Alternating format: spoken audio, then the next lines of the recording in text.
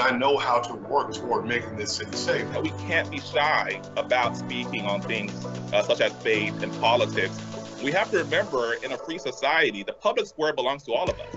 I'm not interested in North Florida looking like Orlando or Miami. I love where we live, but I think that good jobs means that people that live in this district can stay in this district. Fishing and hunting is funding a large part of your conservation projects in Florida, and we want to make sure that those are forever preserved. And the problem with this industry at this point is that they actually target our youth. You can see it in their marketing strategies, where it's bright colors, fun names. And that's going to be endlessly litigated. Florida's Voice with Drew Steele. Hey, it's Drew Steele with an offer that can help steer your retirement in the right direction. Look, we're going to navigate the turbulent waters of 24 with its financial uncertainties and shifting tides. Having expert guidance is more crucial than ever, and that's where my good friend Alfie Townsend comes in. As Southwest Florida's certified financial planner professional, Alfie brings expert knowledge and insight. His latest book, Making Waves in Retirement, isn't just a guide. It's your navigational compass for mastering the financial seas. With decades of experience, Alfie has crafted a powerful roadmap to help you chart your course and make impactful waves in your retirement. Look, for a limited time, you can claim your free copy of this valuable guide. That's right, no cost. This book is more than just pages. It's your blueprint for a prosperous and fulfilling retirement. Don't let this opportunity drift by. Text book to 239-747-1080. That's book to 239-747-1080. Look, secure your free copy today. Let's make 24 the year you confidently navigate towards a brighter financial future. Text book to 239-747-1080. I've been dipping snuff for well over 30 years. You know, I could wake up in the morning and have a weird lump in my gums. Guess it's like playing Russian roulette, really. I would love grandchildren. And if by quitting it extends my life some, I would gladly lay it down. Visit tobaccofreeflorida.com to find free resources to help you quit your way. Today, push harder, push forward, push vigorously. There are things that I am hiding from people that I'm trying to inspire. You can do whatever you set your mind to. I feel like a hypocrite a lot of the times. Don't give up on yourself ever. Smoking, I hide it because I'm ashamed of it. I want to get out of the shadow. I want to show people there is light away from the darkness. I am going to quit. Visit tobaccofreeflorida.com to find free resources to help you quit your way. We're with Bridget, whose husband won't be home for months and whose daughter is due any day.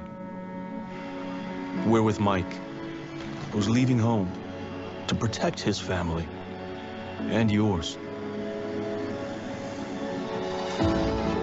We're with all service members and their families who need community, connection, and maybe a bit of magic.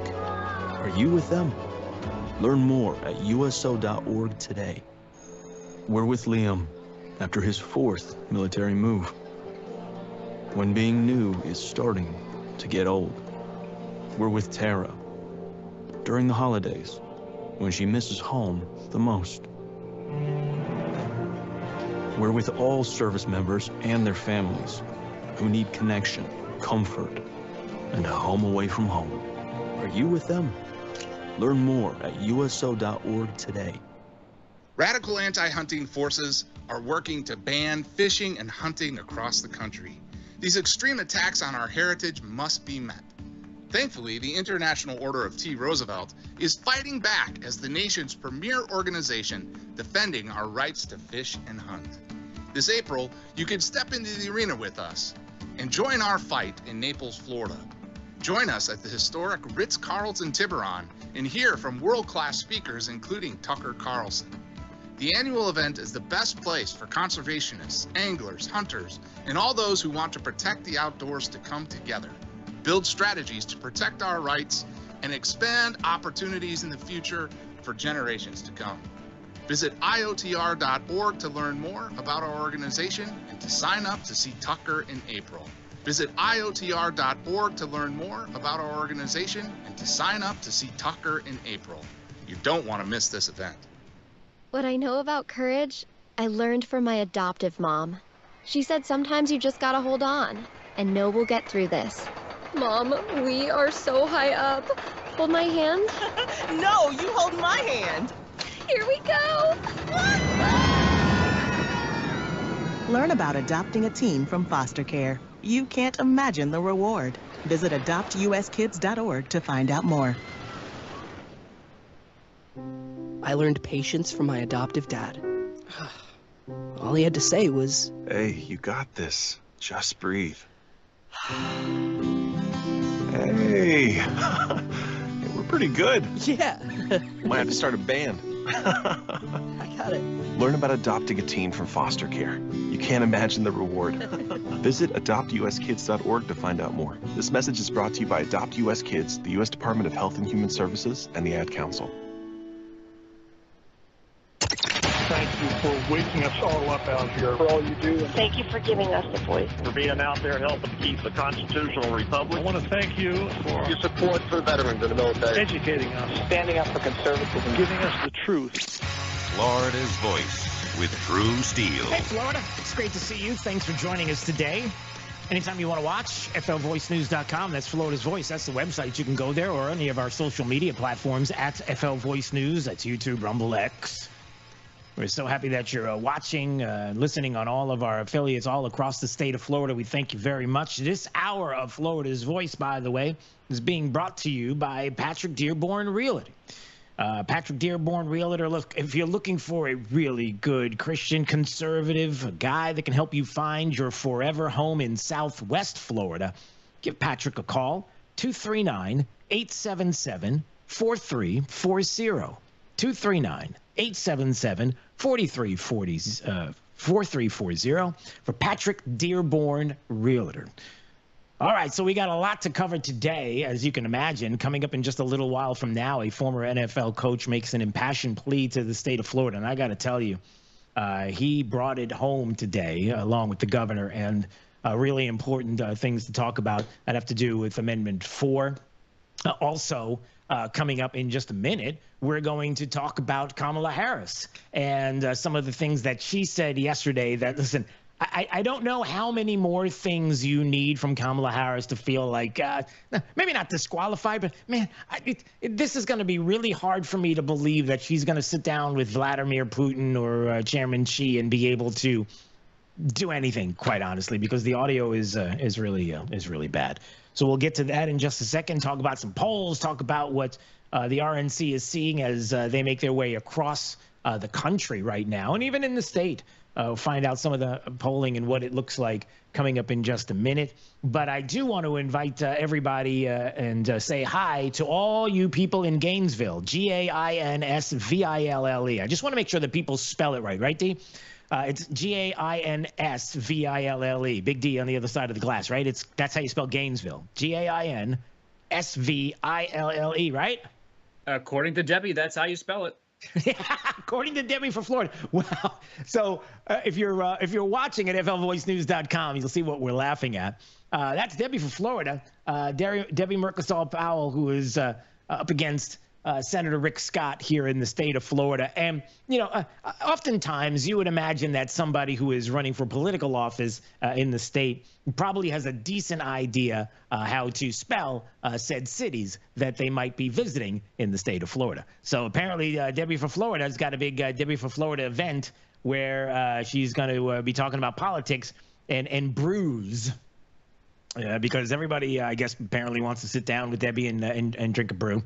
It's a big happy hour in Gainesville, according to what is posted on her X account. It's Gainsville. Is that where we got her? Is it just, did Rick Scott pick up on that? Or, I mean, is that something on her website? I don't even know. I have no idea where it is. I'm not sure where it came from, but Rick Scott just put out a nice little X or tweet, as you like to call it, and say, you spelled Gainesville wrong. Gainesville wrong. So maybe happy hour started as they were making the graphic.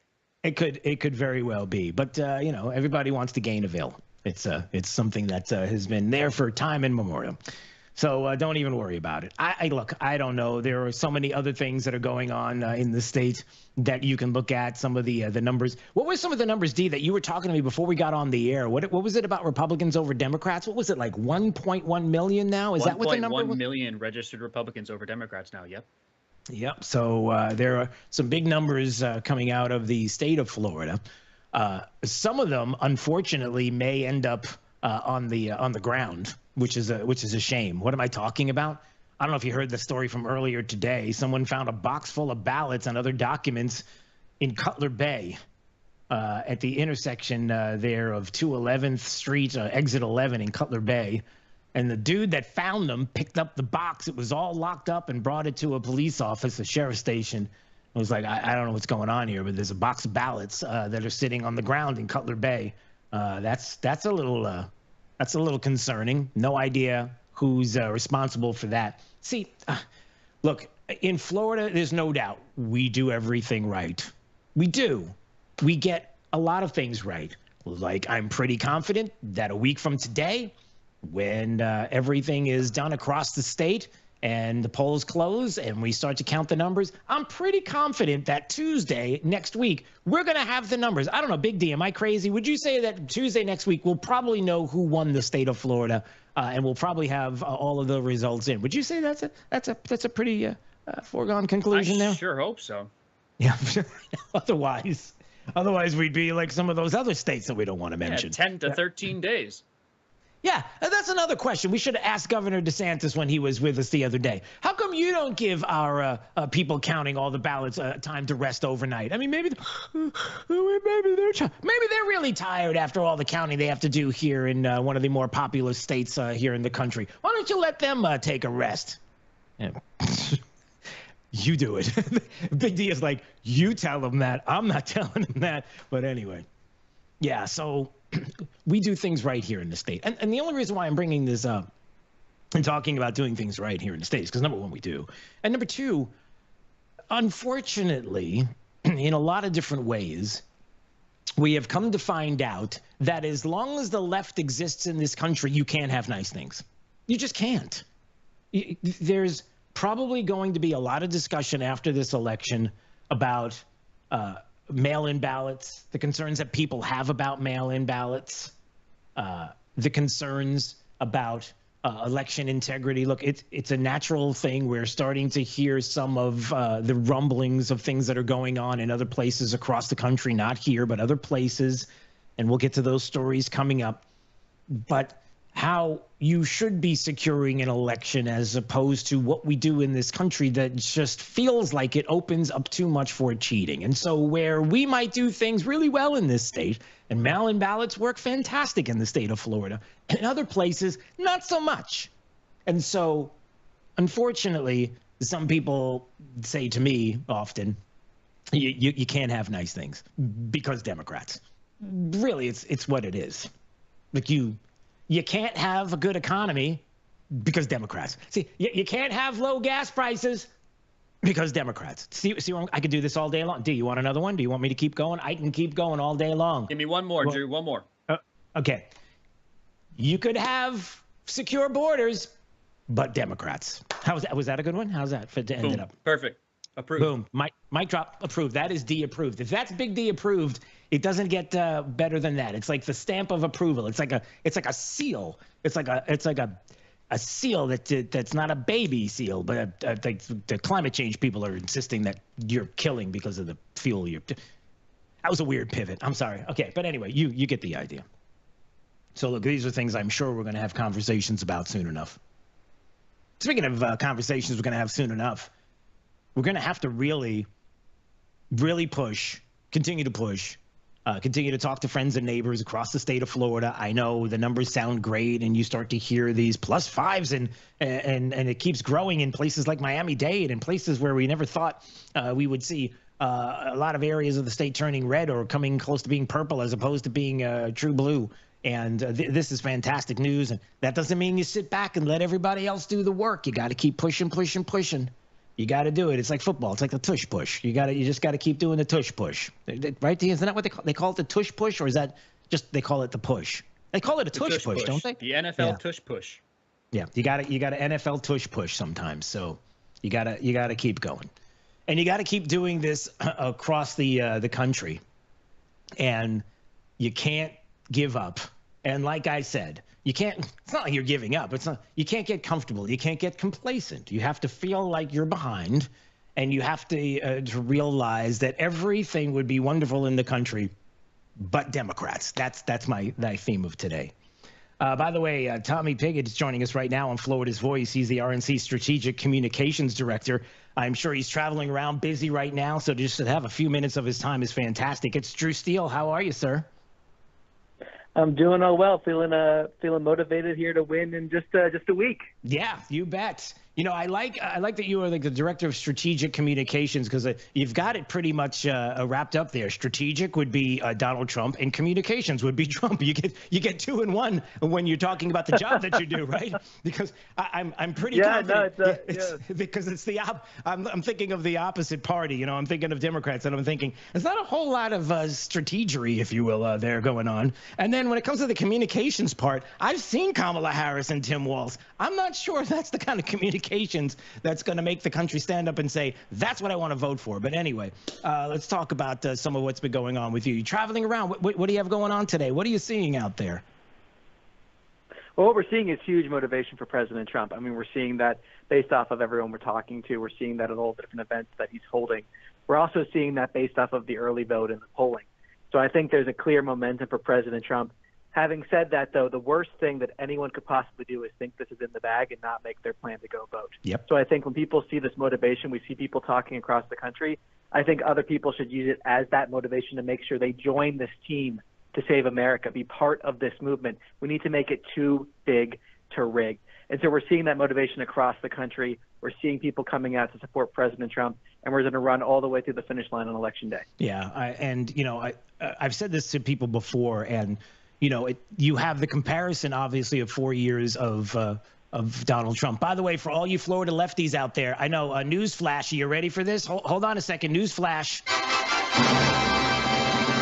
Donald Trump was president of the United States already, so we have a history that we could look at. So newsflash for you, okay?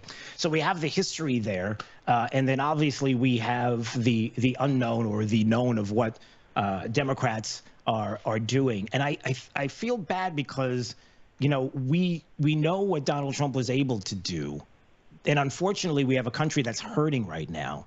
And it stinks that the country has to go through all of this for some lefties and even independents, moderates, if you will, quote unquote, to realize the things that we've been talking about and that he's been talking about for the longest time will come to fruition if you're not careful. And it's unfortunate that it took the conditions we're in now for maybe people to wake up. Do you hear people saying things like that as well?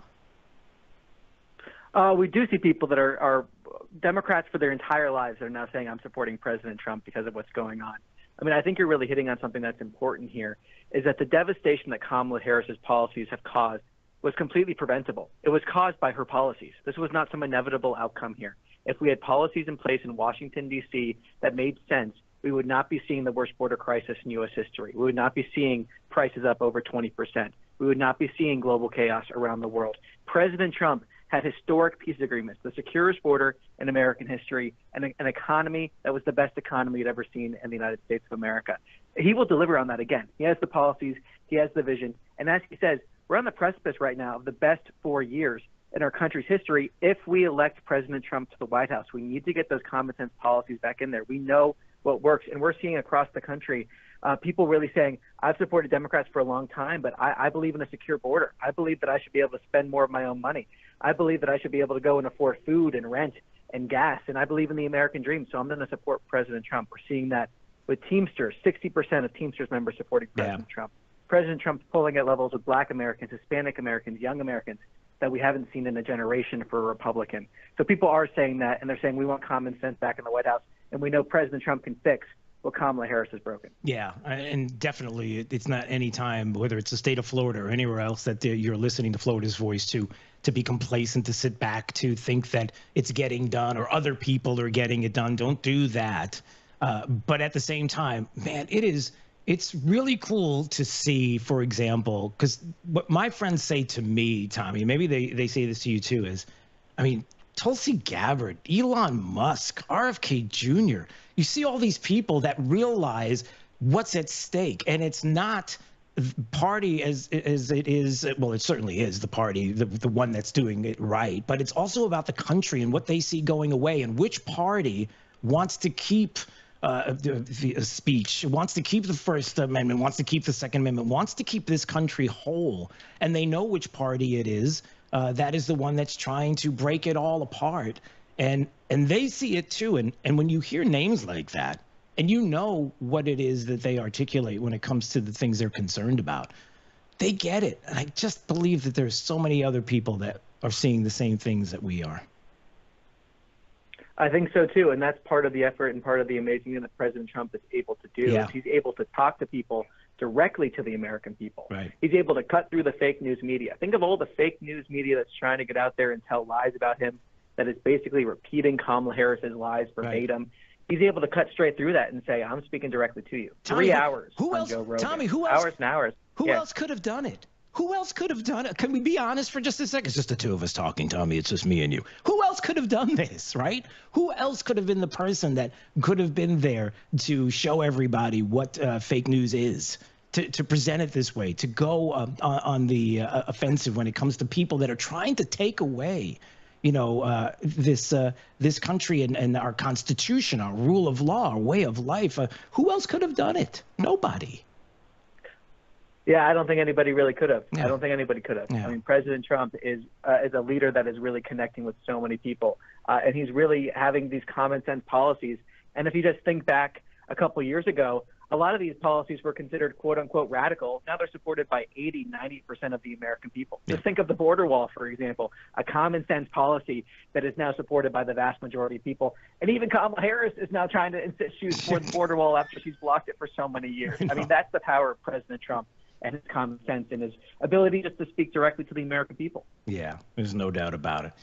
All right, sir. Listen, I know you're busy. I know you got a lot going on. I could talk to you all day, but I'll tell you, there's a lot that we all have to do, you and me both, and everybody who's listening. So, look, I appreciate you. I appreciate you being out there, and you've got to come back. We got to do this again soon, okay? All the best. God bless. 100%. SwampToVoteUSA.com. Make your plan to vote, and let's get out there and win this thing. All right, let's do it. I appreciate you. All the best. There he goes. That is Tommy Pigott. Tommy is the RNC Strategic Communications Director there. And look, part of what he's doing has to be easy. Again, I half joke, but I'm serious.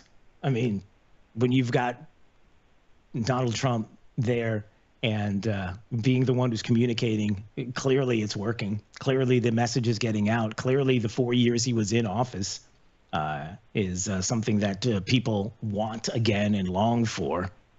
And it's almost like, I don't want to say some have given in. I'm not saying that Kamala Harris is necessarily like giving in or feels defeat. But you can't keep talking to the American people the way you are about the circumstances that we're in and have them believe you and have it resonate. Like yesterday, the rally that she was at, talking about prices, right? So together we will build a future where we bring down the cost of living. That will be my focus every single day as president, because while inflation is down and wages are up, prices are still too high. You're the vice president, okay? Just little newsflash. Wait, hold on. Do I have it? Yeah. Newsflash. Breaking news. A bombshell. This just in. Yeah, you're the vice president. It's your administration that did this. You did this. It's your fault. Oh, but we got a plan to bring it down. Really? Well, how about now? Why don't you do it? Wait, do it now. Wait, do it now. Okay, pick a time. Any time would be good. Seriously. And then you got to have a boogeyman, right? Contrast. On the other hand, I'm going to take on corporate price gouging. I've done it before, and I will do it again. Yeah, price gouging, which is a funny thing, because the boogeyman, of course, is the big evil corporations, the ones that are, trying to supply you with goods and services and food and the like, and it's an unbelievable circumstance that businesses have. Businesses pay nothing, zero, nada, nothing at all for all the bits and pieces and the parts and everything that they create to put together what is a product that they sell you. It's amazing how they do that. They don't pay anything for all those parts. Big D, did you know that? Did you know, like, when if somebody is butchering cattle out there, did you know that they don't have to pay for that cattle to graze or anything like that? There's no food involved for the grazing of the cattle and the land itself and electricity. Did you know they pay nothing? It's all gravy. That seems like a pretty good deal, Drew.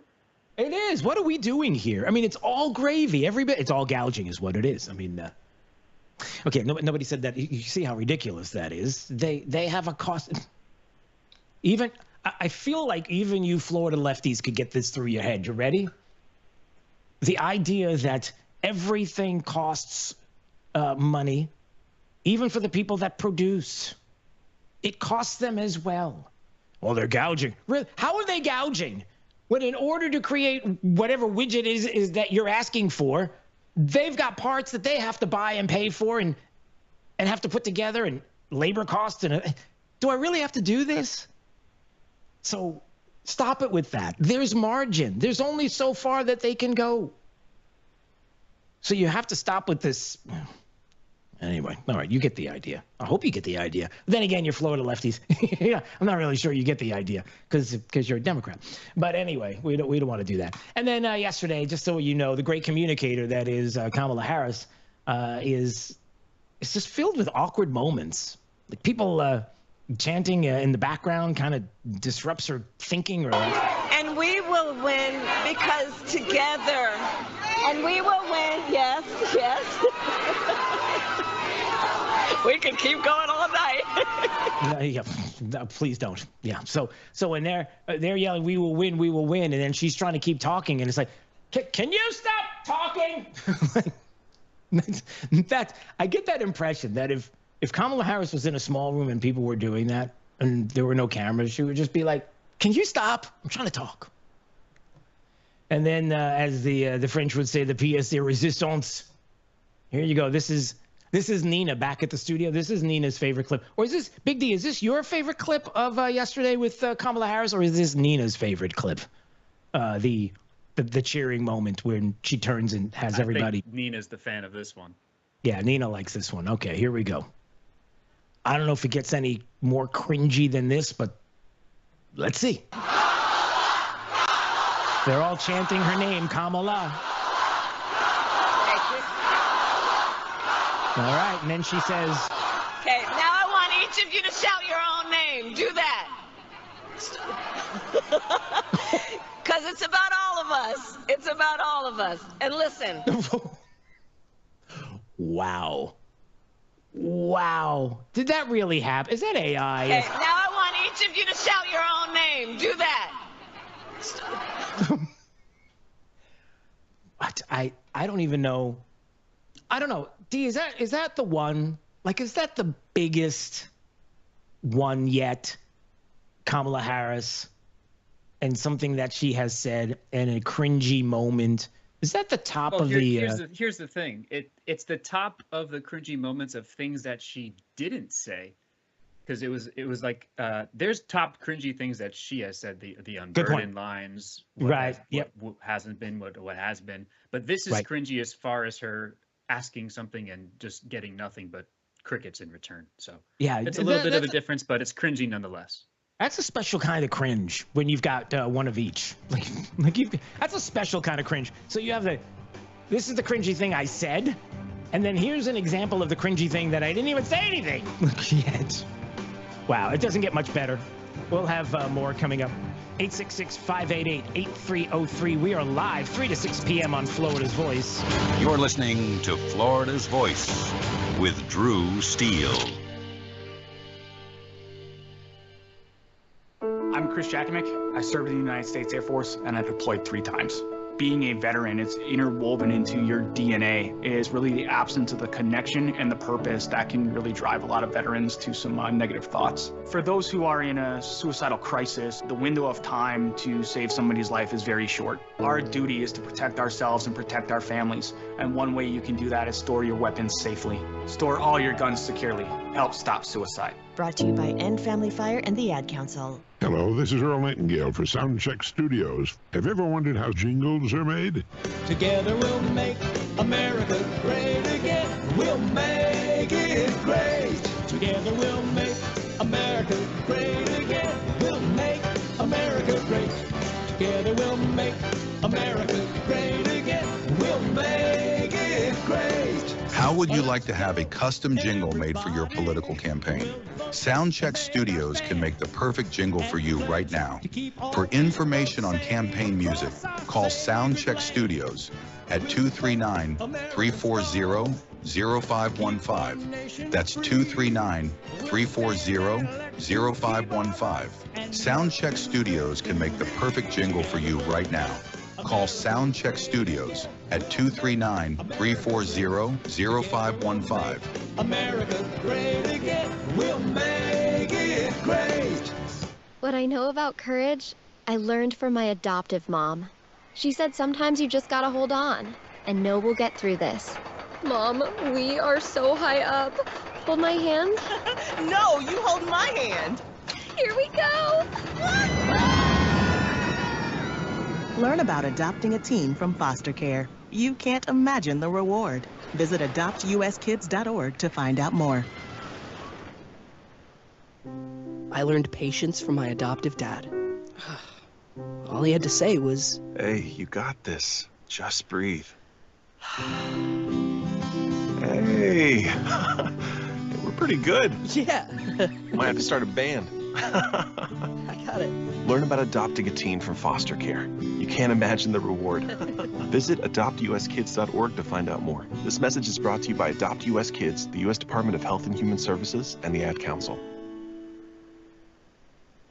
Radical anti-hunting forces are working to ban fishing and hunting across the country.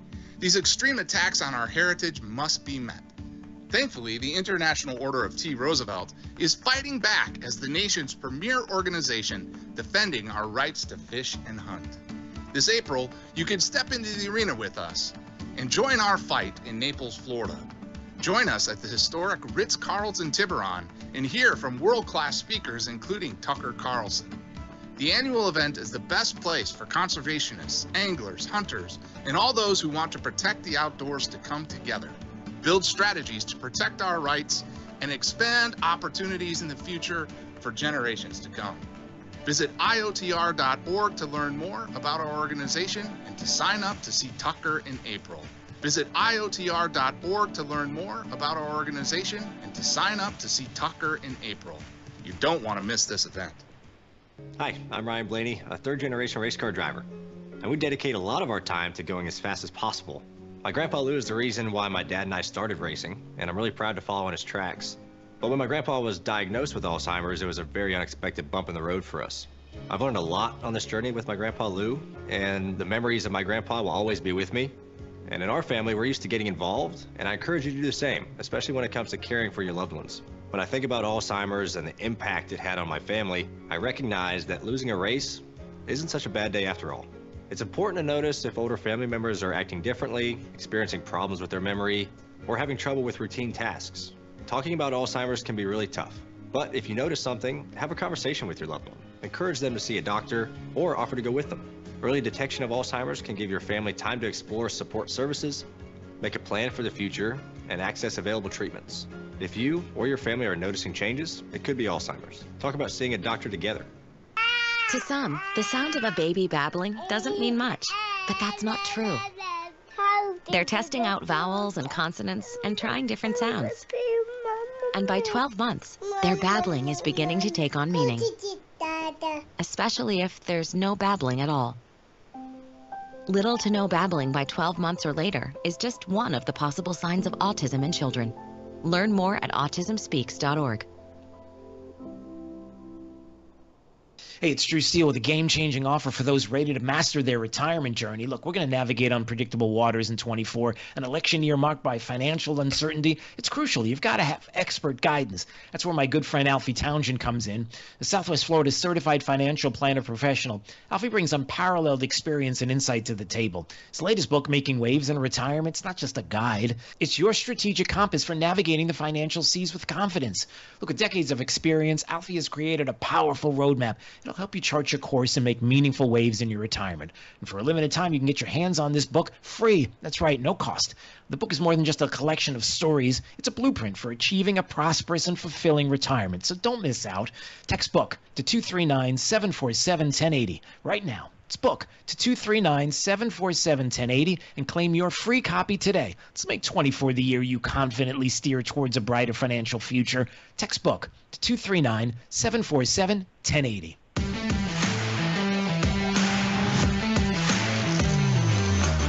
Now, back to Florida's Voice with Drew Steele. All right, just a reminder, we are statewide here on Florida's Voice. So anytime you want to call, maybe you have some thoughts, some comments about the news of the day, 866-588-8303. We are live 3 to 6 p.m. on great affiliates across the state. And anytime you want to listen throughout the day, 24 hours a day, drewsteele.com, the website. Steele has 3 E's. You can go there anytime you want to listen to the program. And anytime you want to watch, go to our social media platforms at FL Voice News. That would be on YouTube, Rumble, X, anywhere that you would like. Coming up, there may have been someone, a person, who may, because of their endorsement, change the trajectory of what is to come a week from today.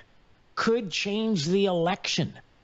What is this about? Well, I'll have that coming up in just a second. But first, let's find out what's going on in the Florida's Voice newsroom. It's top of the news. Top of the news. Florida's headlines. Now. All right, let's see what the newsroom is checking on today. Florida's Voice, Anita Padilla's got the headlines. What's up? Hey there, Drew. Hope you're having a great day. Here's what's happening right now around the state. A new development in the state attorney race between Susie Lopez and Andrew Warren. Sheriff Grady Judd coming out with a ringing endorsement for Lopez in the 13th Judicial Circuit race. And true to his style of very colorful commentary, Judd didn't hold back. He held up pictures of both candidates saying Lopez is tough on crime, and he believes that this is what the community needs. He also criticized Warren, though, saying the former state attorney who was removed by the governor in 2022 is soft on crime. By the way, this kind of endorsement from the very popular sheriff could swing voters over to Lopez, who thanked him. Warren not commenting on the video, but we do have that video on our webpage if you want to check it out. Sounds good. A Republican voter in Port St. Lucie coming forward now after they say they got a Democratic voter guide slipped in alongside with their ballot at a polling location. No. They immediately called the police. Sheriff Keith Pearson is confirming to Florida's Voice that they are looking into the matter. We did reach out to election officials in Port St. Lucie to see how this happened and how it can be prevented from happening again, but so far we haven't had a response. That incident certainly does raise questions, though, about the handling of election materials and the integrity of the voting process. Yeah. Speaking of votes, U.S. Senator Rick Scott demanding answers and accountability from his Democratic challenger, Debbie Mucarsel-Powell. This is after she is caught sharing a video from inside a polling booth during early voting, which is a violation of Florida's election laws. The video was deleted, but Senator Scott still had the receipts, you might say, because he shared screenshots from the video with the media. We also have those images on our webpage, too. All right, that's it for now, but I'll be back in our next hour with more on a story as well about a brand new hate crime task force in Central Florida. I'm Anita Padilla, the news director here at Florida's Voice. Drew, back over to you. All right, Anita, thanks so much. In the Florida's Voice newsroom, we'll have her back at just a little while from now, an hour from now, and we'll have that story for you. CD, see what I'm talking about? But Democrat. That seems to be like the theme of today. I've got to make like a theme song, but Democrats. You know, like a. I was just about to say, you got to have a little clip for that ready to go. Yeah, we need like but Democrats. Okay, so for example, yes. But Democrats. Okay, like for example, hey, somebody can get in a lot of trouble, a politician, if they're videoing while they're in a polling place, because you're not allowed to do that. Then you could. But Democrats. See, if you're a Democrat, it's fine. Nothing's going to happen to you, and nobody's going to make a big stink. We'll make a big stink. You might make a big stink, but stop being a stinker. See, that's their thinking. Is stop stinking, that kind of thing. And then. When it comes to elections and election integrity, but Democrats, as the St. Lucie Sheriff Keith Pearson, who's been on this program numerous times, said that a Republican voter in St. Lucie County reported that they received a Democratic voter guide in the secrecy sleeve. How does that happen? But it's wait a second. It's what is it? But Democrats, exactly, because that's how you do this. I just don't understand. Florida Democrats. Maybe you can help me explain why is it that tell your friends to stop doing that stuff. To stop doing it. Well, I didn't know you could. Really, you didn't know? That seems to be the answer for Democrats. Well, we didn't know. We had no idea. We didn't know things would happen like this. Kamala all the way. Just remember. It's not Kamala. It's not Kamala. It's Kamala. Because if you're saying your name wrong, you're every Istanobi in the book. So just keep it the right way. All right. So speaking of keeping things right and voting for Kamala, I mean, is this it? Is this the one person, the one individual in the United States that could flip this election to the Democrat side, and specifically Kamala Harris? I don't know if you know this, but Barbara Bush, the daughter of former President George W. Bush and granddaughter of former President George H.W. Bush, spent time over the past weekend in Pennsylvania on the campaign trail for Vice President Kamala Harris. That's it, everybody. It's over. I know what you're thinking. That's it. I mean, if you've lost the Barbara Bush granddaughter vote, it's right, D? I mean, of all the people that we could have lost, that a Republican, well, we assume in the past as well. But anyway, this Republican now is saying Kamala Harris for president. It's over, right? Do we start packing up the T-shirts and the tents and all that stuff and stop selling the swag, Trump swag? It's over. Yeah, Barbara wasn't #1 on your list too. No, actually, Barbara wasn't even in. I don't think Barbara was on anybody's list. Here's the story here. Nobody cares. Nobody cares. Nobody cares. Nobody is. Is there someone who's out there who's listening to the sound of my voice who's like, I'll tell you what, I'm on the fence right now. I'm one of the undecideds. But if Barbara Bush, the daughter of George W. and the granddaughter of H.W. says I'm voting for fill in the blank, oh, I got to go with her because I don't really know. Is it a Liz Cheney thing? Is that am I supposed to feel the same way about Barbara Bush as I feel about Liz Cheney and saving the democracy, the threat to democracy? She would know. Okay, right. I'm just trying to follow along with the logic. Nobody cares, but it's out there, and I guess what you're doing is when all of these quote unquote Republicans are deciding that they're going to vote for Kamala Harris, you really are showing who you are. You're not doing something bold and brave. You're not saving the country. You're not saving the democracy. I mean, these are the same people who censor your speech. These are the same people who wanted to make sure through the government and alphabet bureaucracies that they were going to control speech on social media platforms like Twitter. And thank goodness for Elon Musk for coming along and fixing that once and for all. And how much the media hates that. Oh, they can't handle this. There's a lot of media meltdown in the past couple of weeks. And there's so much audio that's out there about the meltdown. Maybe we'll get to it later. But there's so much media meltdown out there, and you know what it is.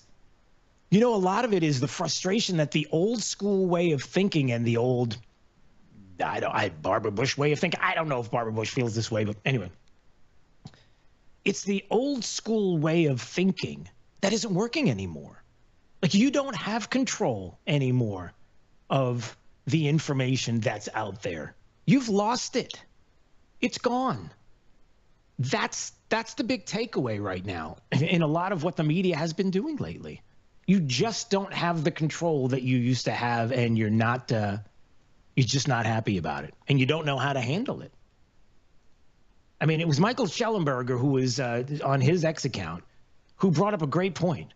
In the last few hours, there was a leaked Democrat memo, excuse me. There was a leaked Democrat memo that's showing that this whole fascism, Hitler label and going after Trump, it's not working. It just isn't sticking. Nobody's buying it. That the White House was caught manipulating the migration data here in this country. They've been lying about it, kind of like the amount of jobs that have been created by this White House. I was like, wait a minute. Are you telling me 800,000? Wait, I mean, that number was fake. That 800,000 that didn't actually, yeah, that's what we're telling you. It's all fake. More voters are saying now that Trump is justified in challenging the 2020 election results. Why are people doing this? Because they're getting their information from other sources besides you, who in the mainstream fake news legacy mainstream media outlets have been peddling lies and distortions for far too long, and no more. It's done. It just is. I mean, these things are legitimate. It's real. It's happening. And even when it comes to the former president, Donald Trump, at Mar-a-Lago today, where he had quite an event there at Mar-a-Lago. He talked about Kamala Harris. He also had a video and an ad that was playing about a 12-year-old, if you remember, who was lost to two illegals, and the assault against and the murder against this child had the mom there, and some others I want to get to in just a second. But again, the media can't hide what we know now to be the truth and what Donald Trump was talking about at Mar-a-Lago today. The full consequences of Kamala's 4-year reign are almost too terrible to discuss or contemplate. We're coming to the end of a great campaign. I think we've had a great campaign.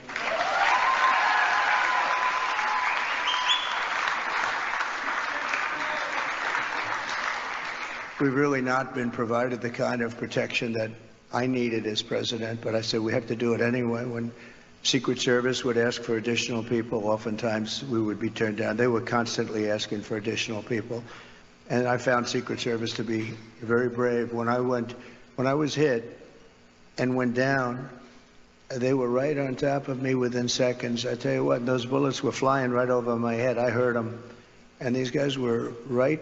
I don't know how they didn't get hit, actually, but they were right there. You take a look at the video. One thing we would say, the video is there for people to see. Right, everybody could see, you know, the idea that the Secret Service and the people that were there in that moment, and how, you know, you have the discussion about the Secret Service and not being able to get Secret Service protection for a former president. Like, how does this happen? How does it happen? And then pivoting to Kamala Harris and talking about crime and what did he say? Is the more than 13,000 convicted illegal aliens, nobody would have let these people into our country.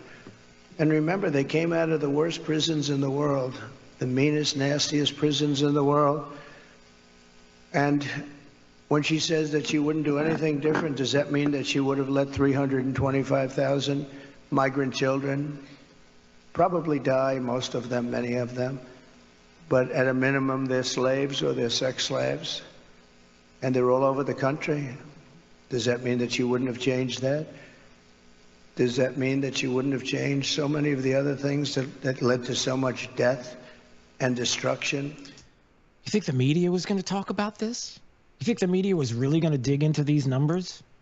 Do you think that a media that is trying to protect a Democrat party, the left, Democrats, the media, all the same, prove me wrong, 866-588-8303, you think they would have talked about this? So is the media going to play all of this audio today? Will they have that on the 6 o'clock news? That's the Big D. That's my 6 o'clock news music. Right? If you close your eyes. By the way, if you're driving, don't close your eyes. 10 and 2. 10 and 2. Right? Doesn't it feel like you're listening to, you're getting ready for one of those big, really cool hair guys to come on and say, it's the news. Right? Yeah, I say you record it, throw it in the system, and we start using it. Yeah, let's not do that. They're not going to tell you this. They're not going to give you these numbers. They probably would have hid these numbers if they could have. I think they did, actually. And then one other thing that he mentioned about Kamala Harris. Where are you going to get this information from? After Kamala endorsed defunding the police, she bailed out rioters, looters, and murderers, took them right out of jail during the violent crimes in the United States. Remember, that was in Minnesota. Minneapolis was burning down. It was burning to the ground. I watched the CNN announcer say, this is a friendly group of people. And over his shoulder, the entire skyline was burning. I've never seen it. But that's the fake news. But violent crime in the United States is up 37%. Yeah, you're going to hear those numbers out of the media? Because remember, they tried to fudge those numbers, too. Oh, the FBI data said, yeah. Well, they weren't getting all the information, were they? But there's one other thing that went on at Mar-a-Lago today with Trump, and I want to play this for you coming up. It's big. You're listening to Florida's Voice with Drew Steele.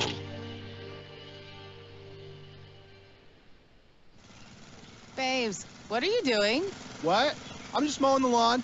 No, it's blazing hot and dry out here. Don't you remember? Smokey Bear says. Avoid using power equipment when it's windy or dry. Where'd you learn this? Oh, it's on SmokeyBear.com with many other wildfire prevention tips. Right. Thanks, Honey Bear. Because remember, only you can prevent wildfires. Brought to you by the USDA Forest Service, your state forester, and the Ad Council. All right, son. Time to put out this campfire. Dad, we learned about this in school. Oh, did you now? Okay. What's first? Smokey Bear said to. First drown it with a bucket of water, then stir it with a shovel. Wow, you sound just like him. Then he said. If it's still warm, then do it again. Where can I learn all this? It's all on SmokeyBear.com with other wildfire prevention tips, because only you can prevent wildfires. Brought to you by the USDA Forest Service, your state forester, and the Ad Council. Are you prepared for an emergency or disaster? Because it's not a matter of if, but when. Don't find yourself saying, I'll trust water bottles and a flashlight to save the day, but I'll be proved wrong. With a tornado approaching, I'll realize that I like a wheelchair-accessible shelter. When the floodwaters rise, I'll be up in the attic with 20 cans of beans. It's a recipe for disaster. let's prepare so we all have a better story to tell. Get started at ready.gov/older adults. Brought to you by FEMA and the Ad Council. Are you prepared for an emergency or disaster? Because it's not a matter of if, but when.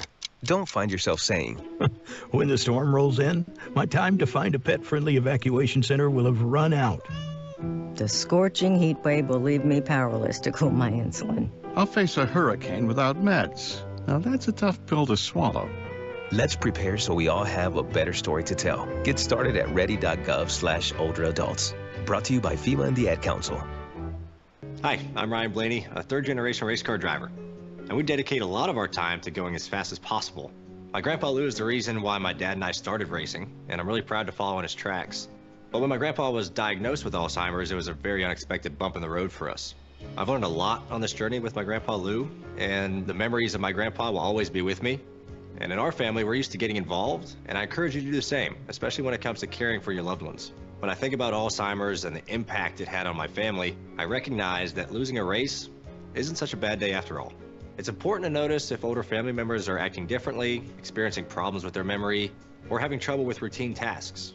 Talking about Alzheimer's can be really tough, but if you notice something, have a conversation with your loved one. Encourage them to see a doctor or offer to go with them. Early detection of Alzheimer's can give your family time to explore support services, make a plan for the future, and access available treatments. If you or your family are noticing changes, it could be Alzheimer's. Talk about seeing a doctor together. We're with Bridget, whose husband won't be home for months, and whose daughter is due any day. We're with Mike, who's leaving home to protect his family and yours. We're with all service members and their families who need community, connection, and maybe a bit of magic. Are you with them? Learn more at uso.org today. We're with Liam after his 4th military move, when being new is starting to get old. We're with Tara during the holidays, when she misses home the most. We're with all service members and their families who need connection, comfort, and a home away from home. Are you with them? Learn more at uso.org today. Now, back to Florida's Voice with Drew Steele. Switching gears to some business news, TGI Fridays just abruptly closed 50 more restaurants amid reports that they're heading towards bankruptcy. You can tell the end is near because they just renamed it TGI Spirit Halloween.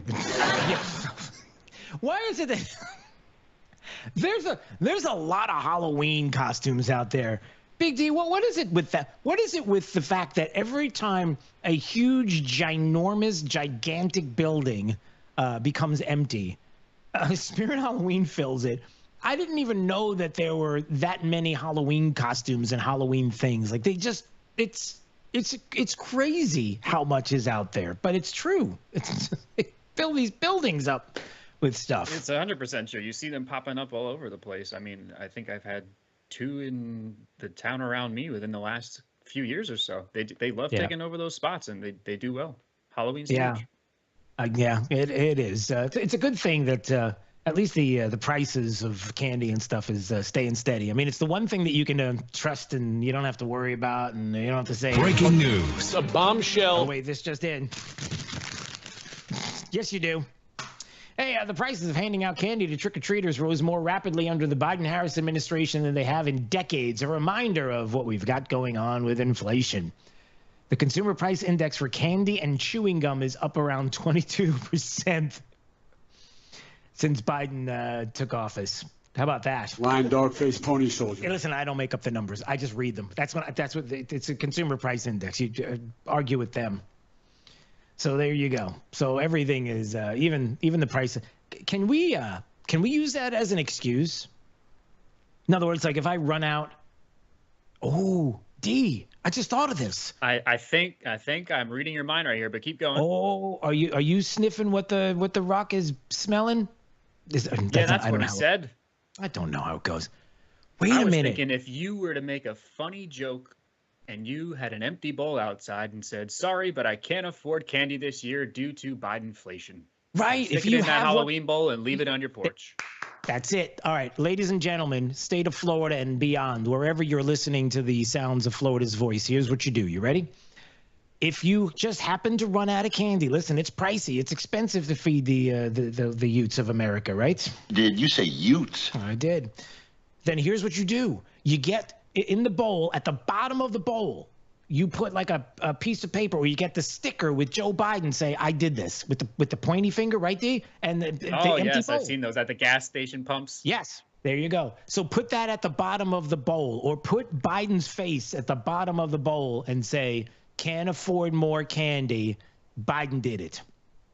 And then put Kamala's face on there and say, "Kamala did it," because Biden stole yesterday's news. I mean, nobody even knows anything about Joe Biden. I got hairy legs. Chances are he's not really sure about what he's got going on either. So maybe we'll put that aside. So Kamala Harris at the bottom of your Halloween bowl, and when it gets empty, it's just like, do you see these prices? I can't afford this.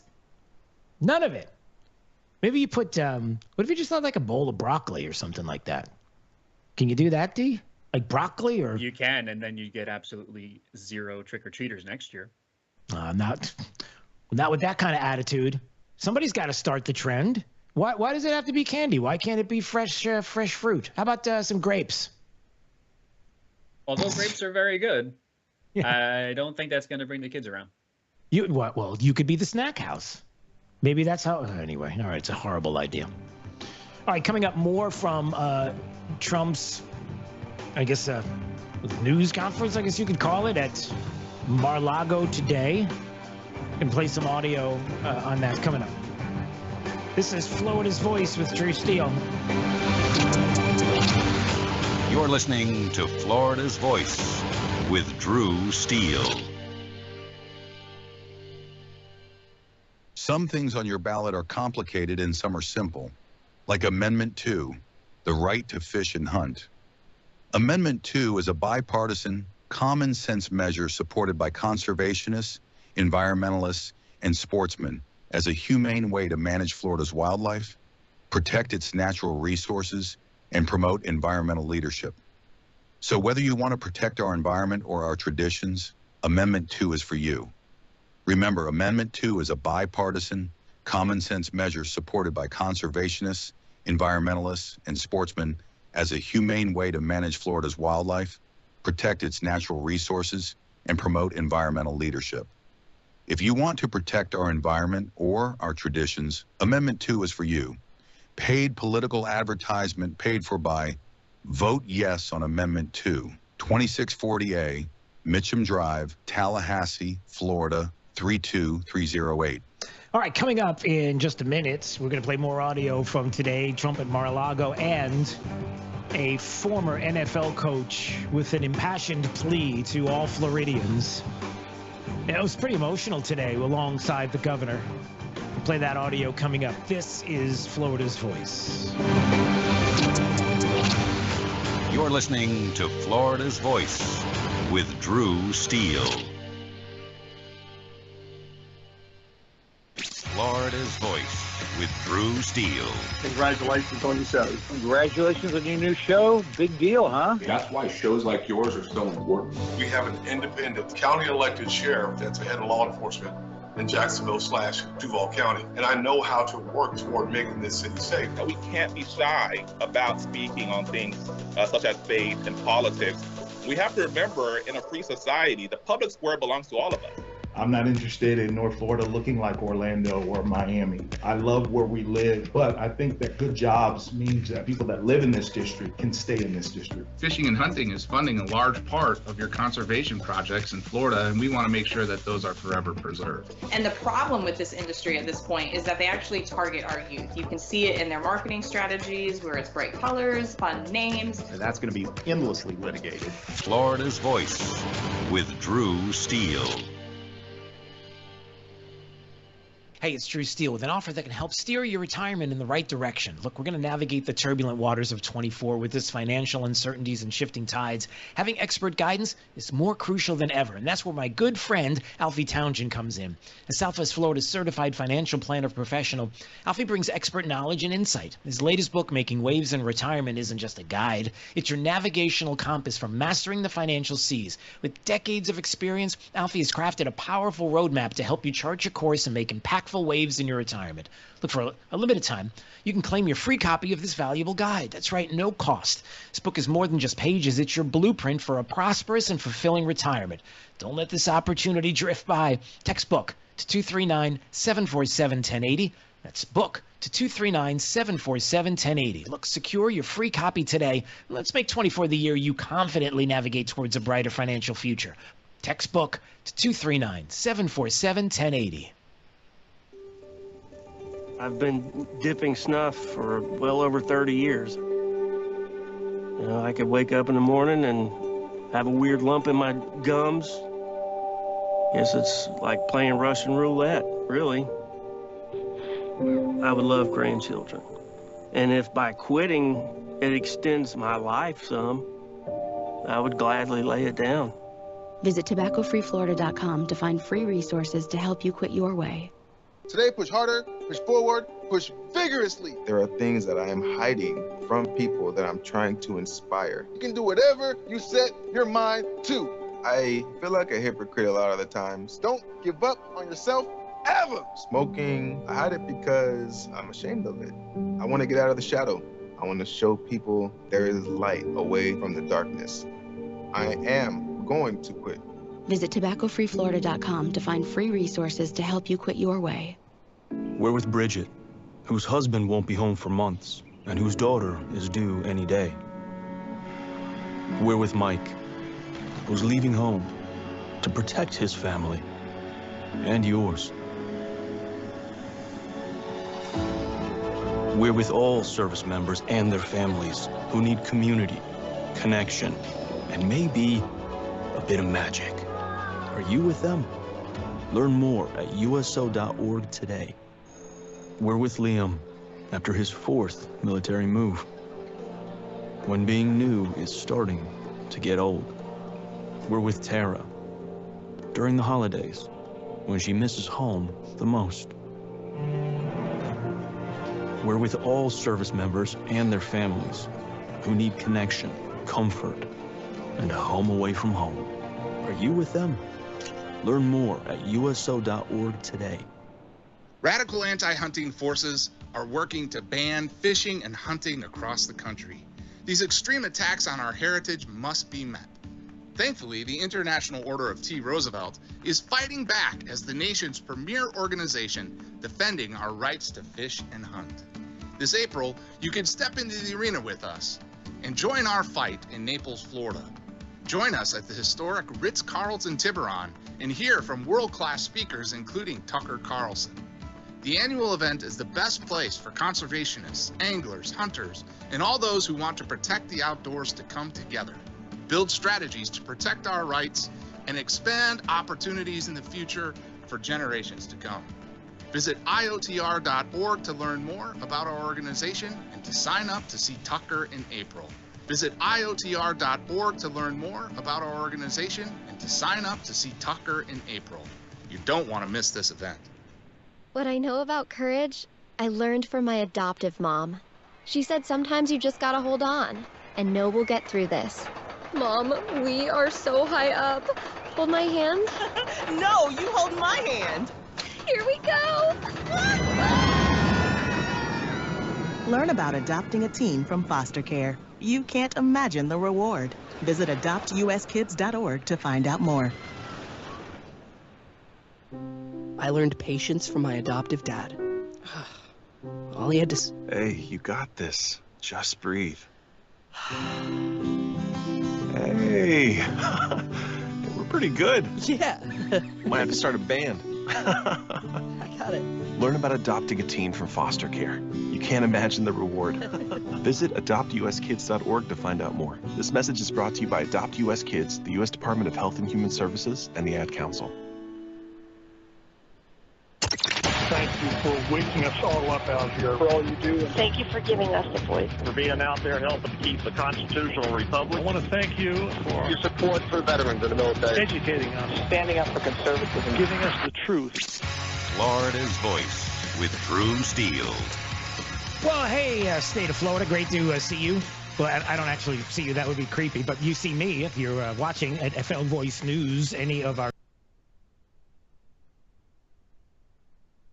right now, and we do appreciate it. 866-588-8303. Anytime you want to call from across the state, across the country, across the globe. Yeah, that sounded good, but especially across the state, because we are on great affiliates across the state of Florida. Florida's Voice is, and maybe you want to visit if you, for example, are somewhere in the area of Gainesville. I don't know if you are in the area of Gainesville, but I know Debbie Mercasol Powell is visiting the area of Gainesville. How do I know? Because I guess she had a social media post where she was talking about going to Gainesville. I think Dee's got the image of that. Maybe he can put that up on the screen. There it is. It's a big happy hour she's going to be a part of, and so I know there are people that are listening to us there in the city of Gainesville. Gainesville, Gainsville. I think that's I don't think that's right. That might I don't know, D. I'm not great at spelling. There's a lot of things I'm not great at, but I'm pretty sure you don't spell Gainesville Gainsville. Can we indeed incorrect? That is incorrect. Can we check on that? Yeah, maybe.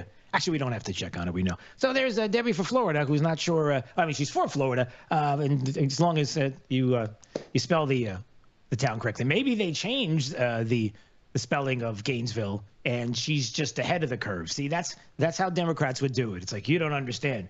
Debbie's ahead of the curve. They're getting ready to change the spelling of the town. Never mind. I'll take the image down. I've had enough. Okay, that's just one of the stories that's out there here in the state. A couple of other things that are going on, including audio from Trump at Mar-a-Lago coming up, and also a former NFL coach with a very passionate plea to the citizens here in the state of Florida that I'm going to play in just a second. A couple of things that are popping up on my news feed that I wanted to play. Is this New York Mayor Eric Adams talking to the media today? And what was he saying? And they're talking about these real problems we're having. And with all that's going on to everyday New Yorkers, we're asking questions that is someone a fascist or is someone a Hitler. That's insulting to me. That is insulting. And I'm not going to engage in that. Everyone needs to turn down the rhetoric. Because after Election Day, we still have to be the United States and not the divided states. And so... Okay, can I just stop him for a second? Okay, so he's saying stop asking silly questions like Trump is a fascist or Hitler, and it gives you headlines and clicks and everything, but it's not what Americans are dealing with. Hey, can you do me a favor? Can you tell your lefty friends there in New York and across the country, and maybe your media friends, to do that? Because I'm always amazed at how it feels to me like the left is always the first ones to say, we got to turn down the rhetoric. We got to... You're the ones doing it.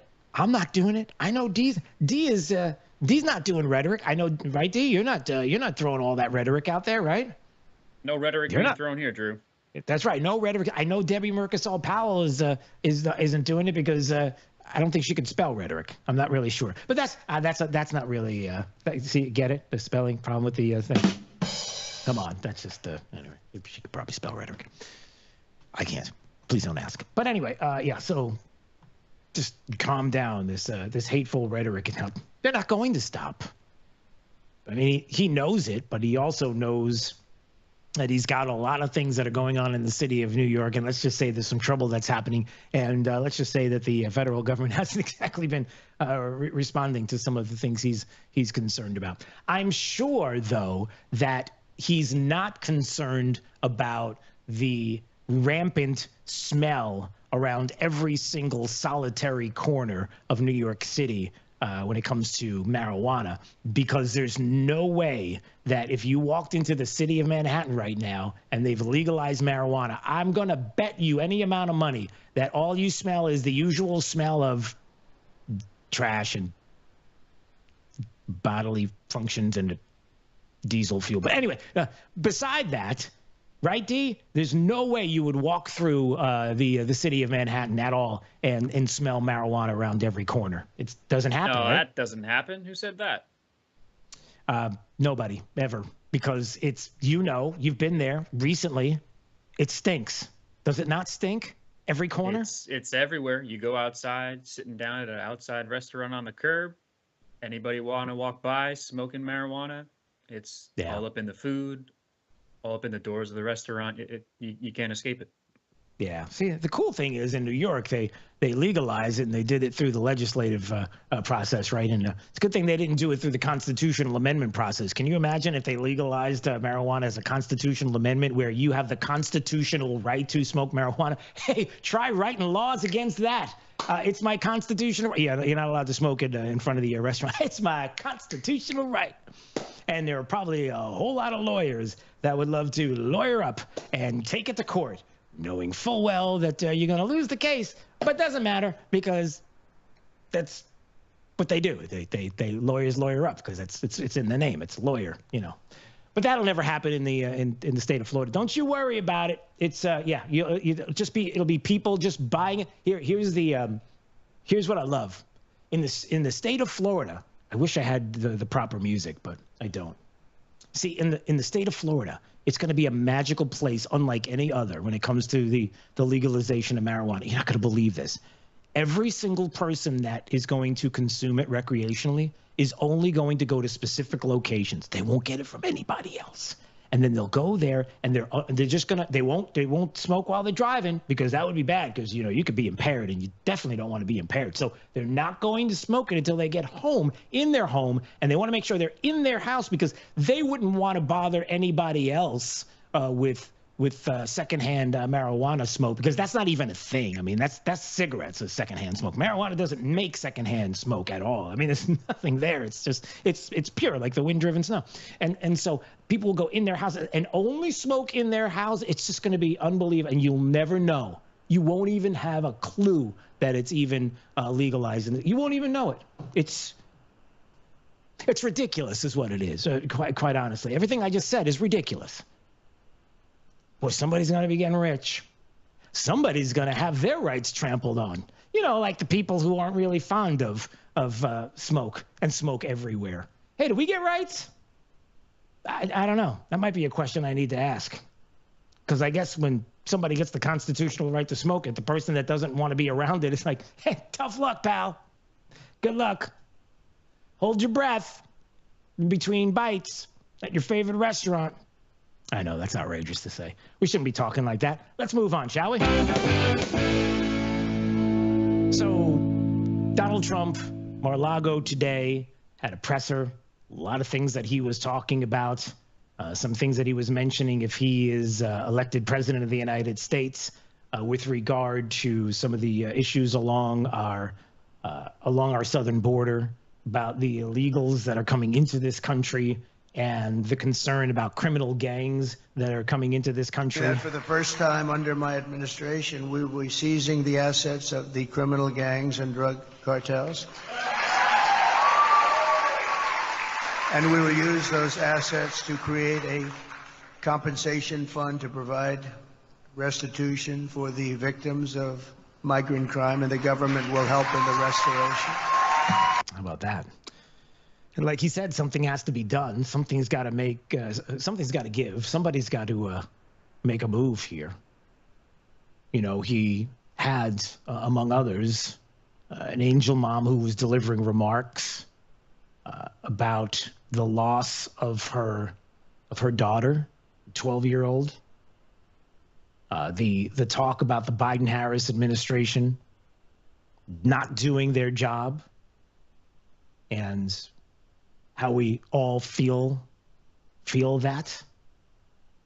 And then there was one other mom that was there, and I do want to play this because this was pretty powerful. I mean, a couple of things that are coming up. Just buckle up, because these are pretty powerful statements that you're going to hear. One's going to be from a former NFL coach that I'm going to play in just a second, but this is the audio I wanted to play here. And this is Christy Shamblin. Christy Shamblin is the mother-in-law of fallen Marine Corps Sergeant Nicole Gee, killed at Abbey Gate, Afghanistan. And again, does the media talk about this? Does the media want to talk about this at all when it comes to Kamala Harris and the failed policies of this administration, whether it's along the southern border or whether it was in Afghanistan? And her powerful statement today to the media? Our family and thousands of other families plan outings at funeral grave sites, and that is where we as a family celebrate my daughter-in-law at Arlington National Cemetery, because she is in the ground. Her story isn't unique to our family, she's just ours. There are thousands and thousands and thousands of wounded veterans who came home from that war, who need our help and who are ignored by our current administration. President Trump demonstrates peace through strength. I know what he told the Taliban when he was negotiating with them, because I've made it my business to know. And what he said to them when he was negotiating with the Taliban, he said, "I will kill you if you harm one hair on one head of an American."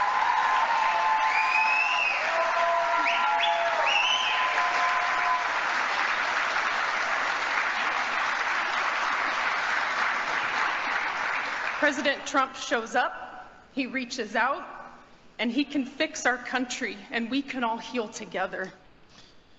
It's a pretty powerful statement. He did it. You know he did it. You know, when she says he shows up, he does. He shows up for these families. And again, for you on the left and those who think somehow, some way, that calling someone akin to Hitler and the people that want to vote for him and himself fascist, you can't keep doing this because nobody is listening to you. It's not sticking. They don't believe you. You've got to stop. You have to stop with this. Because what she's saying is absolutely 100% true. It's what he did. It's the way he's approaching foreign policy to keep us safe, to keep American citizens safe, to keep American service members safe. And ask yourself, and truly, honestly ask yourself, what would Kamala do? What would she do? Do you really honestly think? Well, I can't. Because if you are really hardcore left, it's not even about her. It's about whoever it is that is pulling the strings for her, that is continuing the awful, horrific, progressive policies that for some reason you want to continue here in this country, even though for the, I guess, few things that you as lefties or Democrats, it must be the same thing, because this Democrat Party isn't the Bill Clinton Party. It's not the JFK Party, so you got to get over that. Realize where you are. Play on the field that exists. But live in the world that exists, not the one that's in your head. But you can't say no to the awful things that are going on in your life that are happening right now. The idea that you're working and you're making more money, but for some reason that money that you're making isn't going as far as it was 4 years ago. It doesn't make any sense, and the cost of things that are each and every day should be attainable that are not. buying a home not affordable anymore, not even attainable, a border that you know is not secure, in neighborhoods that you're concerned about all across the state of Florida, and you're listening to the sound of my voice and you know exactly what I'm talking about. And yet for a few different things that I guess you believe in as a progressive politically, you're willing to continue to have people and you yourself live through economically and live through some of the other things that are being described, whether it's the way we pulled out of Afghanistan under Biden, or the things that are going on along our southern border, or, you know, hey, the violent gangs that are taking over there in Colorado. It's just a couple of gangs. It's just a couple of apartment buildings. What are you worried about? Just because, really, that's your answer? The media's answer was that. All because you hate Trump that much? And you're being sold a bill of goods. It's just a lie. I mean, if you can't trust Eric Adams in New York City, who can you trust? Well, I don't know. Maybe that's his new slogan coming out soon in re-election, if he's going to be doing that. But you got to stop with it. It's not working. And then you have to ask yourself, is it because, well, what is it? I mean, for example, today you had Tony Dungy, the former NFL coach. He coached Tampa Bay, famously Tampa Bay and the Colts, right? D, am I missing anybody? It was just Tampa Bay and Indianapolis Colts, right? Tony Dungy. So. I'll double check for you. Yep. Okay. Making a plea to all Floridians, and it was powerful. And it has to do with Amendment 4. And in the same light that many of you, I'm talking to you Floridians that are Democrats, progressives, leftists, that's your party. If you're different, then you're in the wrong place. As Kamala Harris would say. Oh, you're at the wrong place. You're in the wrong building. That whether it's the progressive policies of what is Biden and Harris, and you know what they are, or even the very particular issues of abortion here in the state in Amendment 4, that you're so blinded by what you believe is the taking away and the ability for you to have an abortion here in the state of Florida and not look at any of the detail. All you see is abortion in the headline. That's all you see is Amendment 4 and abortion. And you are for it, but you don't even take the time to explore and read and find out what's in a constitutional amendment. Like, you don't even take the time to read it because you just want it. And you're being told that there are other people that want to take that right away. And you won't take a second to read the language and see how vague it is for yourself. Okay, you just ignore it. Either you ignore it or you know it's vague and you don't care, which says a lot. But Tony Dungy was with the governor today, and as they were explaining all the details about the amendment and the concerns in the language and all the things that don't make any sense, not defining viability. I mean, how do you do that? Well, I'm somebody who believes in abortion, but I don't believe in it after 12 weeks. Well, guess what? There is no number. It could be 35 weeks. No, there's no way. Why not? There's no number. Are you really going to ignore it that much? Well, if a teenager gets pregnant, there's parental consent, right? No, there's no consent. Consent is not in the language. Look it up. Find out what's in the language. See that there is no consent. Parents have no say in this whatsoever. Well, I don't think that's right. Do you see where I'm going here? But you can't be blinded just because of that one word that you have to have it and you feel like people are going to take it away. So Tony Dungy making the case here today. Here, check this out. I am so upset when people say, oh, we need to get this passed because women in Florida are in danger when they're pregnant. No, they're not in danger when they're pregnant. Okay? We have health care. We have some of the best health care in the world here, and it's available. Okay? And it's not going to be withheld if this amendment doesn't pass. So that's important. But even more important to me and my family, it's personal, because I happen to believe that these babies in the womb are lives. Let me just stop for a second there. Go back for a second.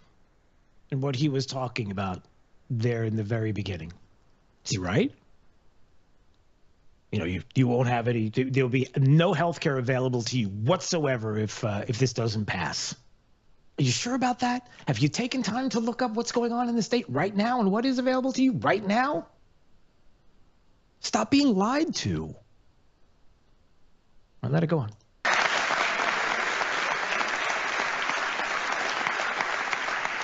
And I know everybody doesn't believe that, but I happen to believe it. My Bible tells me that they are, and I know everybody doesn't believe that. But for me, that's what's important.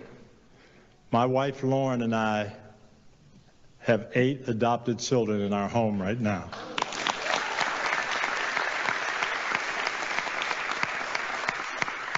And when I go home every day and I look at those kids, I don't see 8 choices.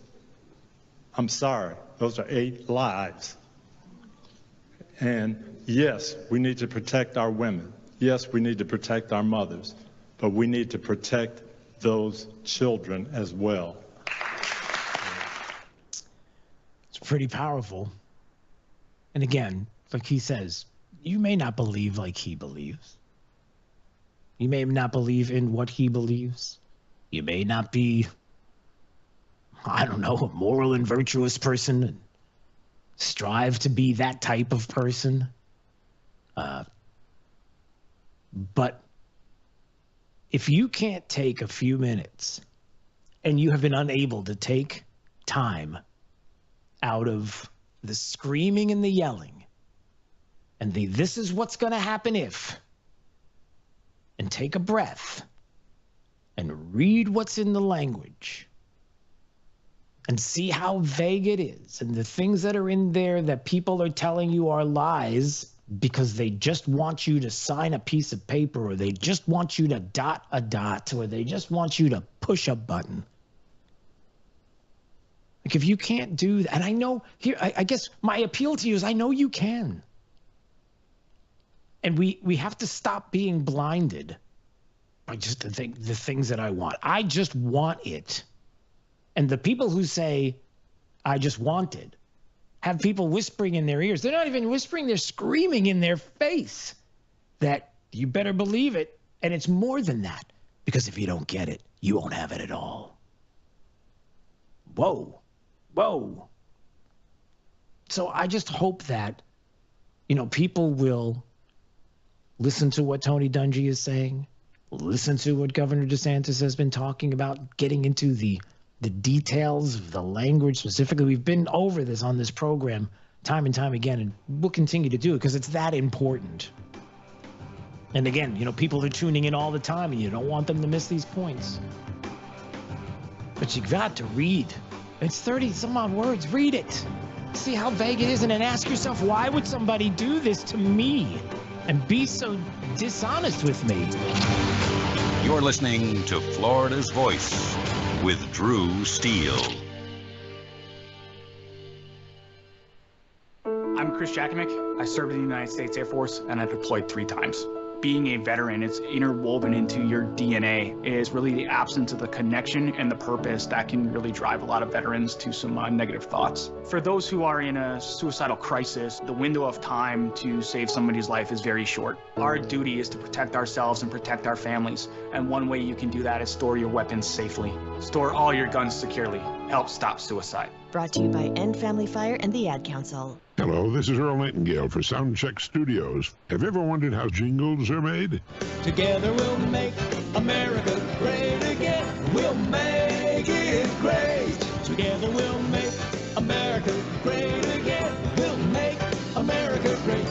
Together we'll make America great again. We'll make it great. How How would you like to have a custom jingle made for your political campaign? Soundcheck Studios can make the perfect jingle for you right now.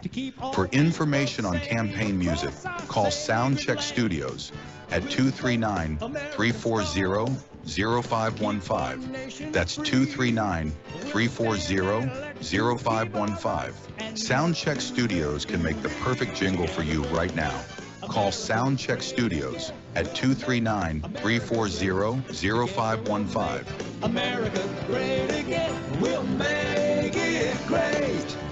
What I know about courage, I learned from my adoptive mom.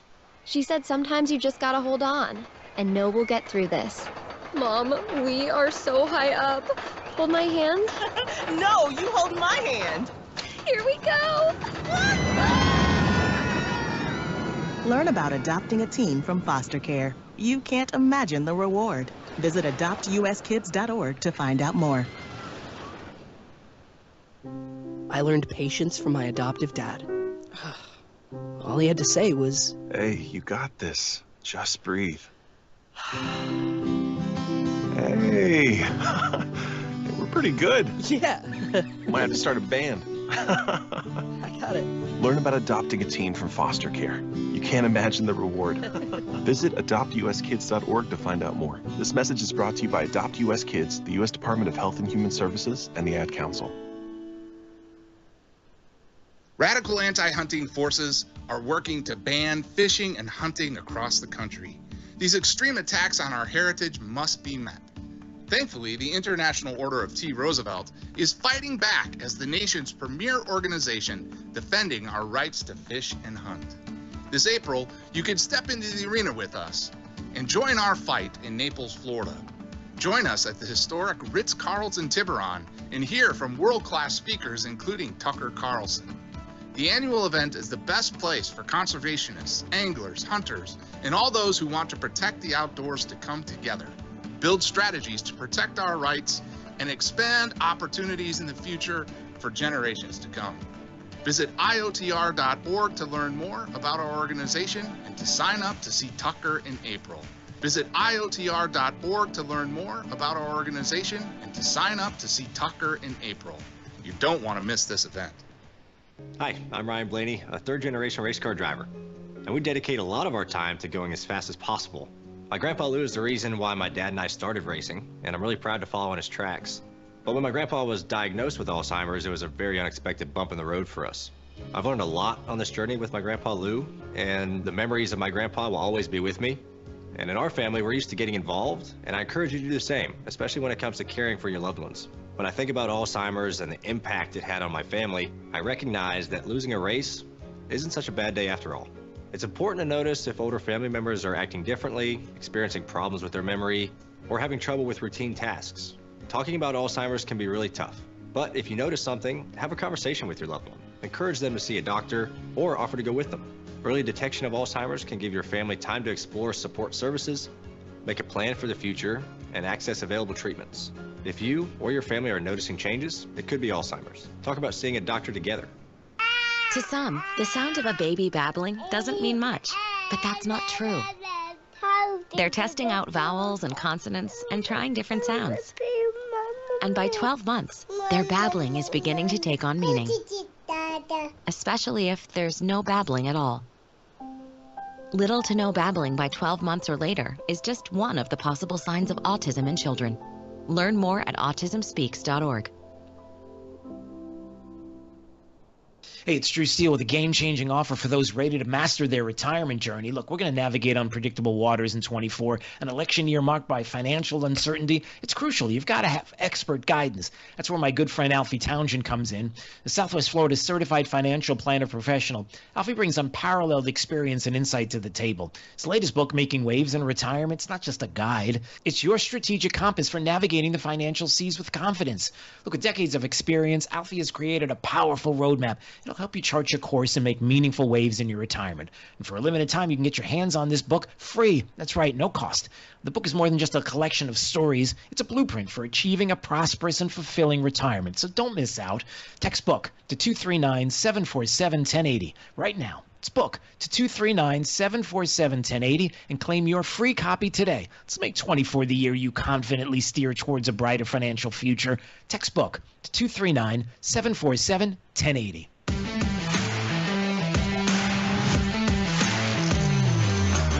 Now, back to Florida's Voice with Drew Steele. All right, anytime you would like to pick up the phone and call, we are live 3 to 6 p.m. each and every day, weekday. That is, well, 24 hours a day we are playing there at drewsteele.com. Steele has 3 E's. Anytime you want to visit the website and listen at your convenience, but certainly if you want to call, 866-588-8303. There's the phone number if you'd like to call. All right, in the meantime, let's find out what's going on right now in the Florida Voice newsroom. Top of the news, Florida's headlines. Now. All right, each and every day we check the headlines. Today, Anita's got the latest in the Florida's Voice newsroom. What do we got today? Hey there, Drew. Here's what's happening around the state. Former President Donald Trump launching a scathing attack on Vice President Kamala Harris, focusing on her handling of the border policies. At a news conference today at Mar-a-Lago, Trump played an ad from an angel mom who lost her young 12-year-old daughter to 2 illegal aliens who reportedly sexually assaulted the child for 2 hours before murdering her. Trump called that case heartless, and he called it a betrayal. Harris has not responded to the ad. In a move to tackle the underreported incidents of hate crimes, State Attorney Andrew Bain is launching a brand new hate crimes task force. This is a unit that's going to focus on enhancing community education about hate crimes, improving the reporting process, and strengthening the prosecution of these kinds of cases. By the way, the federal grant money of $1 million to fund that unit comes from the Bureau of Justice Assistance under the Matthew Shepard and James Byrd Jr. hate crime program. And a new development in the state attorney race between Susie Lopez and Andrew Warren. Sheriff Grady Judd coming out with a ringing endorsement for Lopez in the 13th Judicial Circuit race, and true to his style of very colorful commentary, the Polk County Sheriff did not hold back, holding up pictures of both candidates while he was making this video, saying that Lopez is tough on crime and he believes that is what the community needs. He also criticized Warren, saying that the former state attorney who was removed by the governor in 2022 is soft on crime. Now, this kind of ringing endorsement from the popular sheriff could swing voters over to Lopez, who, by the way, thanked him. Warren has not commented on the video, but we do have that video on our webpage if you want to check it out. All right, that's it for now. Be sure to check out all of the other stories that we're working on for you. Just go to our webpage. I'm Anita Padilla, the news director here at Florida's Voice. Have a great day. Drew, back over to you. All right, thanks, Anita. We appreciate you in the Florida's Voice newsroom. Good stuff. All right, speaking of good stuff, always bringing the heat. Can I say that about Evan Power bringing the heat? Florida's GOP chairman. Can I say Evan's always bringing the heat? Well, it's too late. I can't take it back now. So Evan Power is joining us right now on Florida's Voice. Bringing the heat, Evan. How you doing? I'm doing good. You know I don't shy away from a fight. I know. Well, I know that, yeah. But I guess it's a fun kind of heat as opposed to some of the heat that maybe we could talk about in a little bit when it comes to the amendments, and some of them are, yeah. But in the meantime, let's talk numbers. Let's talk what's happening here in the state of Florida. What are you seeing? What's been going on? What's the latest? So I think today we're going to cross the threshold of an R+12 turnout, which is an uncharted territory for Republicans here. But I have to give credit for my team when we started in January, when I took over the chairmanship under less than ideal circumstances. We took over, we narrowed the vote by mail margin from 14 for the Democrats to 7. Then on the first day of early voting, we took the lead, and there's been no looking back from our team, and we're full speed ahead going forward. Yeah. So what was it, Evan? I mean, what is it? Just people waking up, realizing what they're living through, they just can't do it anymore? I mean, maybe it's more people that were quote unquote moderates realizing I'm not really a moderate. I like the way things were. I mean, can you pinpoint it? No, I think when I talk to people, it's they appreciate elected officials who campaigned one way and delivered on their campaign promises. They didn't deceive voters. So you look at the success that we had in Florida, and it's because our elected officials have governed exactly how they campaigned, and it's made Florida the beacon of freedom for the rest of the country. People want to come here. We're seeing people move here for that freedom. And I think it means good things ahead for Florida in perpetuity right now. Yeah, I would agree. And, you know, the talk some people have been mentioning to me about election integrity. They see what's going on around the country. You know, we do things right here as well when it comes to our elections, a process that you would imagine people would want to mimic some of what we're able to do.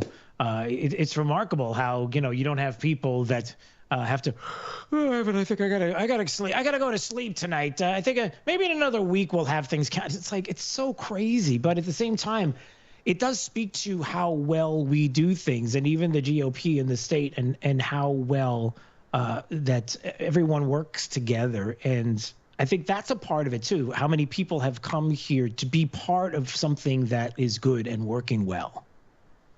No, and you look at the RNC, they're having to file lawsuits to get the law enacted exactly the same way we're doing it here in Florida, on making sure vote-by-mail ballots are counted on Election Day and have to be received on Election Day.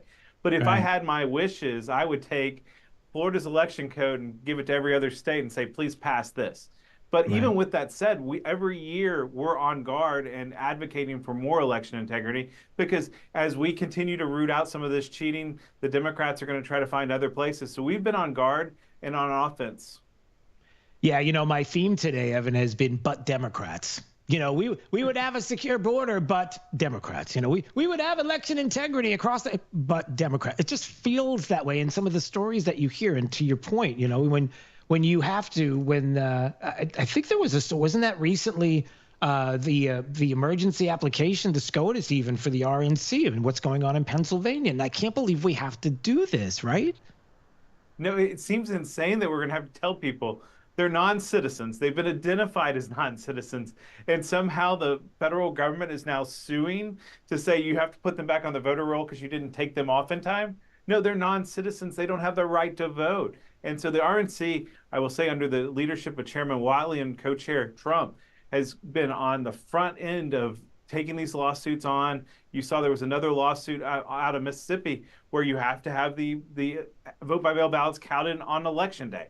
And I think all of these are great steps forward, and we have to continue to advocate for these things moving forward. Because if we have the Florida working, we get the RNC working on our side, the future is great for our nation if we can just take a little bit of this Florida and spread it around. Yeah, no doubt. You know, I like, Evan, I like nice things.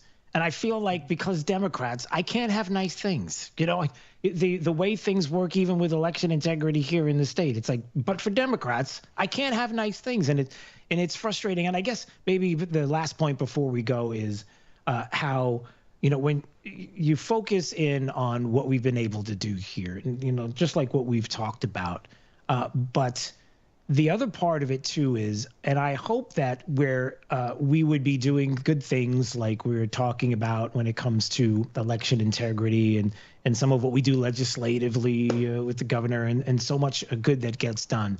There's also the other side that wants to come from the outside and bring what they have from the outside in. And they don't like some of the things that we're doing, and they're trying to circumvent what is the will of the people of the state of Florida in a lot of different ways. You know, I might say that when it comes to Amendment 3 and Amendment 4, I'm concerned about some of the numbers that I'm hearing about. That obviously, you know, you look at a cultural change that ultimately has to happen in certain regards. Maybe if you're talking about Amendment 4, but you know, are you concerned about that? Are you concerned about what has been happening with some of the amendment process that you're seeing and what has been brought in certain cases like 3 and 4? No, I think what you're seeing is George Soros and his dark money friends are don't like what we've achieved in Florida. So they're going to bring in that influence. They've used the petition process to put things on the ballot, and they want to turn Florida into California. And that's what it's about. And they want to do it through the constitutional amendment process. What we're seeing in this process is they've abused signatures. They've probably committed fraud. But beyond that, why you hear me talking so much about Amendment 3 and 4 right now is we need to win these fights, because it can't be open season on Florida. Florida is doing what the people of Florida want and what the people of America want, really. That's why we've become that beacon of freedom. And they want to undo it through the constitutional amendment process. And if you want to turn into California, vote yes on 3 and 4, because that won't be the end. Their dark money interest will bring in more things to take away the power from our duly elected representatives. And we just can't stand for that in Florida. So I would ask every voter right now, if you go out and vote on Election Day, vote no on 3 and 4, because we don't need California influencing Florida elections, and we don't need to turn Florida into California by any means. Yeah. All right. All right, Evan, bring in the heat. All right. We always appreciate you coming on, my friend. We'll speak to you soon. All right. God bless. All right. Thank you, sir. All right. We'll see you. There he goes. That's Evan Power joining us on Florida's Voice. Calls me sir. I like that. Big D. See that? He calls me sir. So yeah, you're moving up in the world, Drew. You're moving up. Kind of threw me for a loop there. It's like he called me sir. Like nobody. I mean, there's certain circumstances where people would call me sir, but they're usually not good circumstances. But anyway, yeah. So we appreciate Evan Power joining us on Florida's Voice, Florida GOP chairman. Yeah, look, we're going to continue to talk about it right up until a week from today. As you know, not only do we have obviously the election at hand and things going well in the state, but just don't sit back. You got to keep pushing. You got to keep moving, and nobody's going to break my stride. Nobody's going to slow me down. Oh no, I got to keep on moving. Right, D. Did you get that at all? Do you know what that was? I was about to start singing, but last time I started singing, you cut my mic off, so I that decided was to stay quiet. That was like Break My Stride. Do you remember the song Break My Stride? Nobody gonna slow me down. Oh, look at you. I'll see you later. Wow, okay. Yeah. We might get dinged for that because of your singing, but no, that actually was pretty good. It wasn't even pitchy. Good for you. Do you I've never asked you this before. Do you know how to sing? Oh, come on, Drew. Let's not go here. Okay, let's not go there. We got other places to go. All right, so let's go. All right, what else do we have? Oh, do I have enough time to play this? Yeah, I got enough time to play this.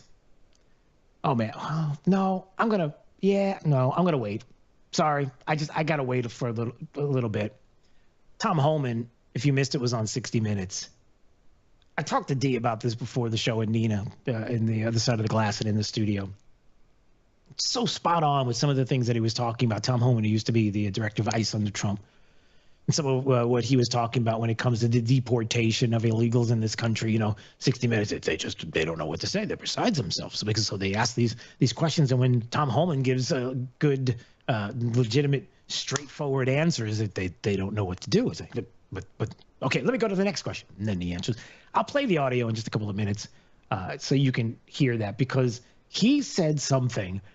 I've had many conversations with Tom Holman, and I feel like we've had the conversation before, and then he said it on 60 Minutes, and I thought it was awesome. So that's all. Little inside Drew Steele baseball. We'll get to that. But first, I do want to get to this. Melania Trump was on Fox this morning, and a couple of things that she mentioned that I wanted to play. One in particular, I'll play in just a second. But first, they were talking about how this does feel a little bit like 2016. Terrible. He's not Hitler, and all of his supporters, they're standing behind him because they want to see country successful. And we see what kind of support he has. Right. Why do you think he does this? He doesn't have to do it. We hear Eric Trump all the time say, my dad could be on a beach, my dad could retire. He has these buildings and businesses. Why do y'all do this? Why'd you choose to do it again? He loves his country, and he wants to make it successful and for all of the people. Yeah. He loves people, and he wants to make this country great again. Correct. It's terrible. Yeah, okay, so let me stop I feel there. it's... Okay, so she was talking about how, and I'm sorry, I played the wrong clip, clearly, because she talked about how it feels like it's 2016. I'll get to that clip in just a second. But the one about how many times he's being called Hitler, it's terrible. Like, he keeps being called Hitler, and they keep doing this. By the way, some internals in the Democrat Party, Michael Schellenberger, who on his X account was mentioning this a little earlier, and I think I told you that there's a leaked Democrat memo that's showing that the whole fascism and the Hitler label isn't sticking. It's just not. You're a week out. I don't know what else Dems are going to do. But they even said, like, why does he do this? Look, he does it because he loves people. And I mentioned this yesterday. How do you not see that? If you're a narcissist and you love yourself, If you get shot at not once but twice, what do? You're like, see ya, I'm out. That's it, I'm done, because I love myself too much. If you love others and you love the country, you stay in. Doesn't that make sense? You're listening to Florida's Voice with Drew Steele.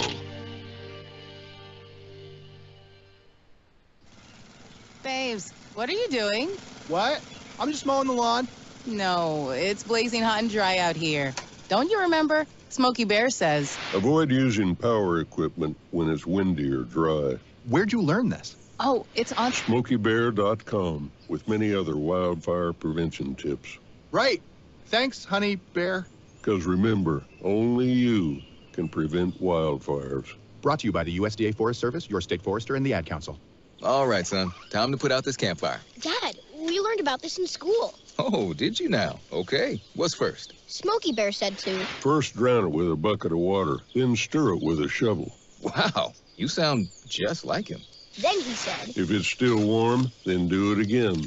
Where can I learn all this? It's all on SmokeyBear.com with other wildfire prevention tips, because only you can prevent wildfires. Brought to you by the USDA Forest Service, your state forester, and the Ad Council. Are you prepared for an emergency or disaster? Because it's not a matter of if, but when. Don't find yourself saying, I'll trust water bottles and a flashlight to save the day, but I'll be proved wrong. With a tornado approaching, I'll realize that I like a wheelchair-accessible shelter. When the floodwaters rise, I'll be up in the attic with 20 cans of beans. It's a recipe for disaster. let's prepare so we all have a better story to tell. Get started at ready.gov/older-adults. Brought to you by FEMA and the Ad Council. Are you prepared for an emergency or disaster? Because it's not a matter of if, but when.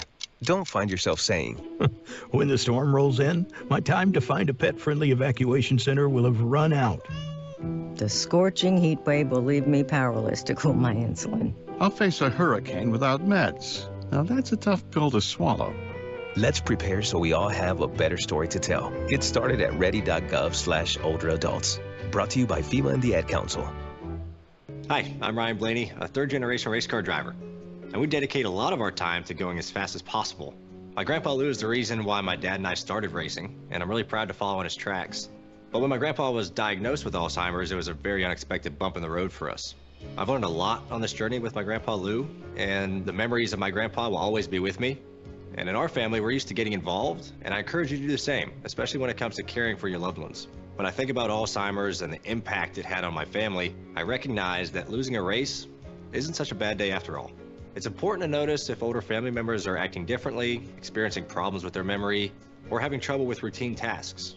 Talking about Alzheimer's can be really tough, but if you notice something, have a conversation with your loved one. Encourage them to see a doctor or offer to go with them.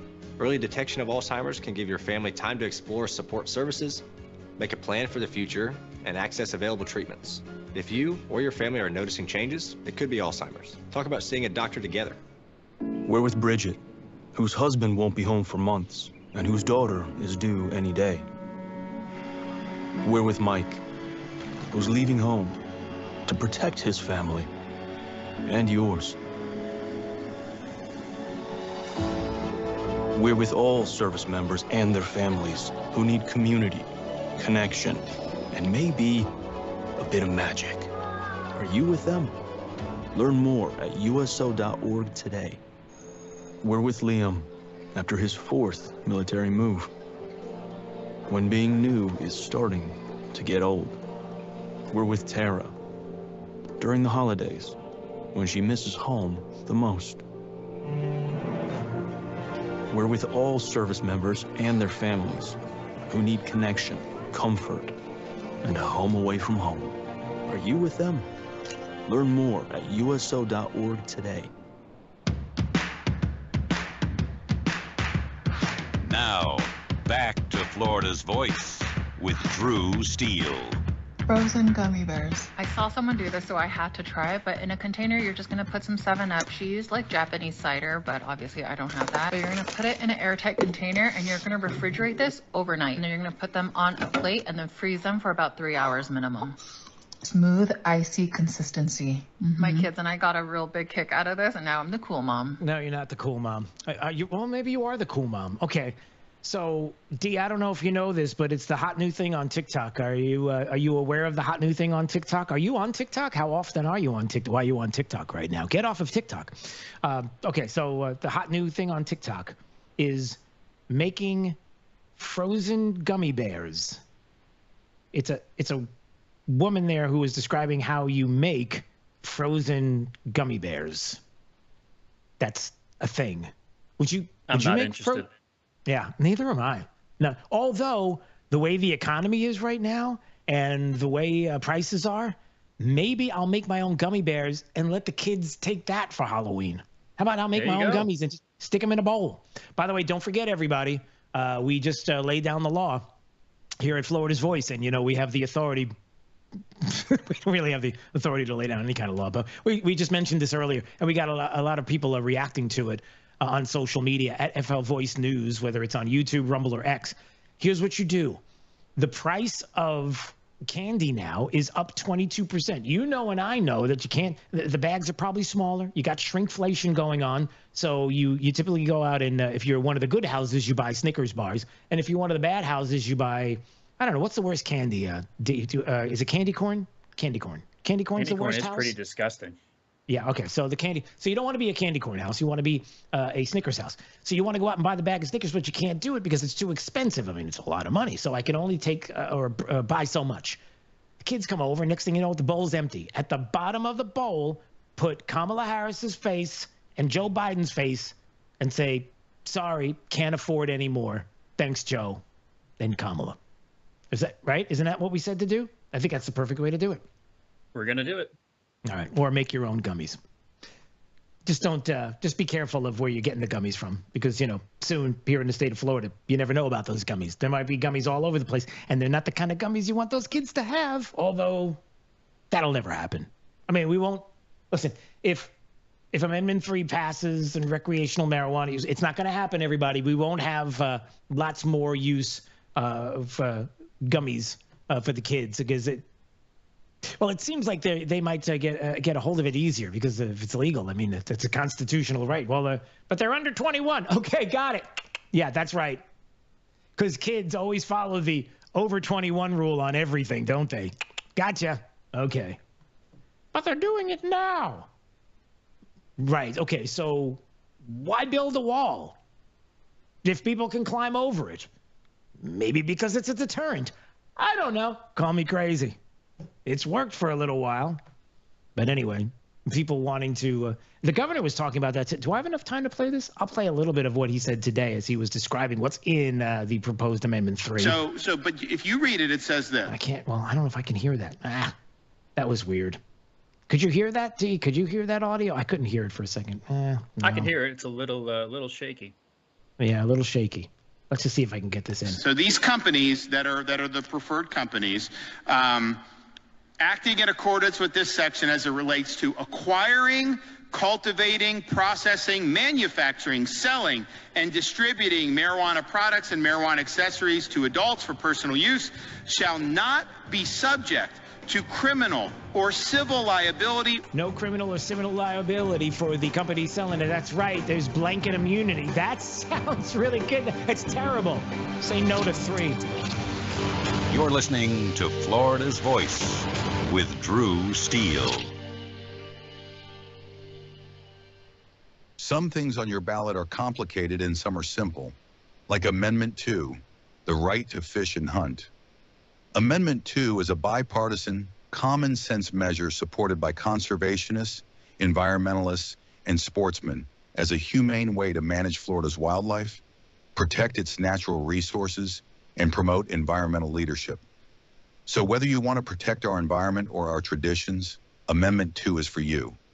Remember, Amendment 2 is a bipartisan, common-sense measure supported by conservationists, environmentalists, and sportsmen as a humane way to manage Florida's wildlife, protect its natural resources, and promote environmental leadership. If you want to protect our environment or our traditions, Amendment 2 is for you. Paid political advertisement paid for by Vote Yes on Amendment 2, 2640A, Mitcham Drive, Tallahassee, Florida, 32308. All right, coming up in just a minute, We got some news for you about something that's going to happen on the program tomorrow. Kind of just found out about it a little while ago, so stick around. We'll get you more information on that coming up. I think you're going to like it here on Florida's Voice with Drew Steele. You're listening to Florida's Voice with Drew Steele. Florida's Voice with Drew Steele. Congratulations on your show. Congratulations on your new show. Big deal, huh? That's why shows like yours are so important. We have an independent county elected sheriff that's the head of law enforcement in Jacksonville/Duval County. And I know how to work toward making this city safe. We can't be shy about speaking on things such as faith and politics.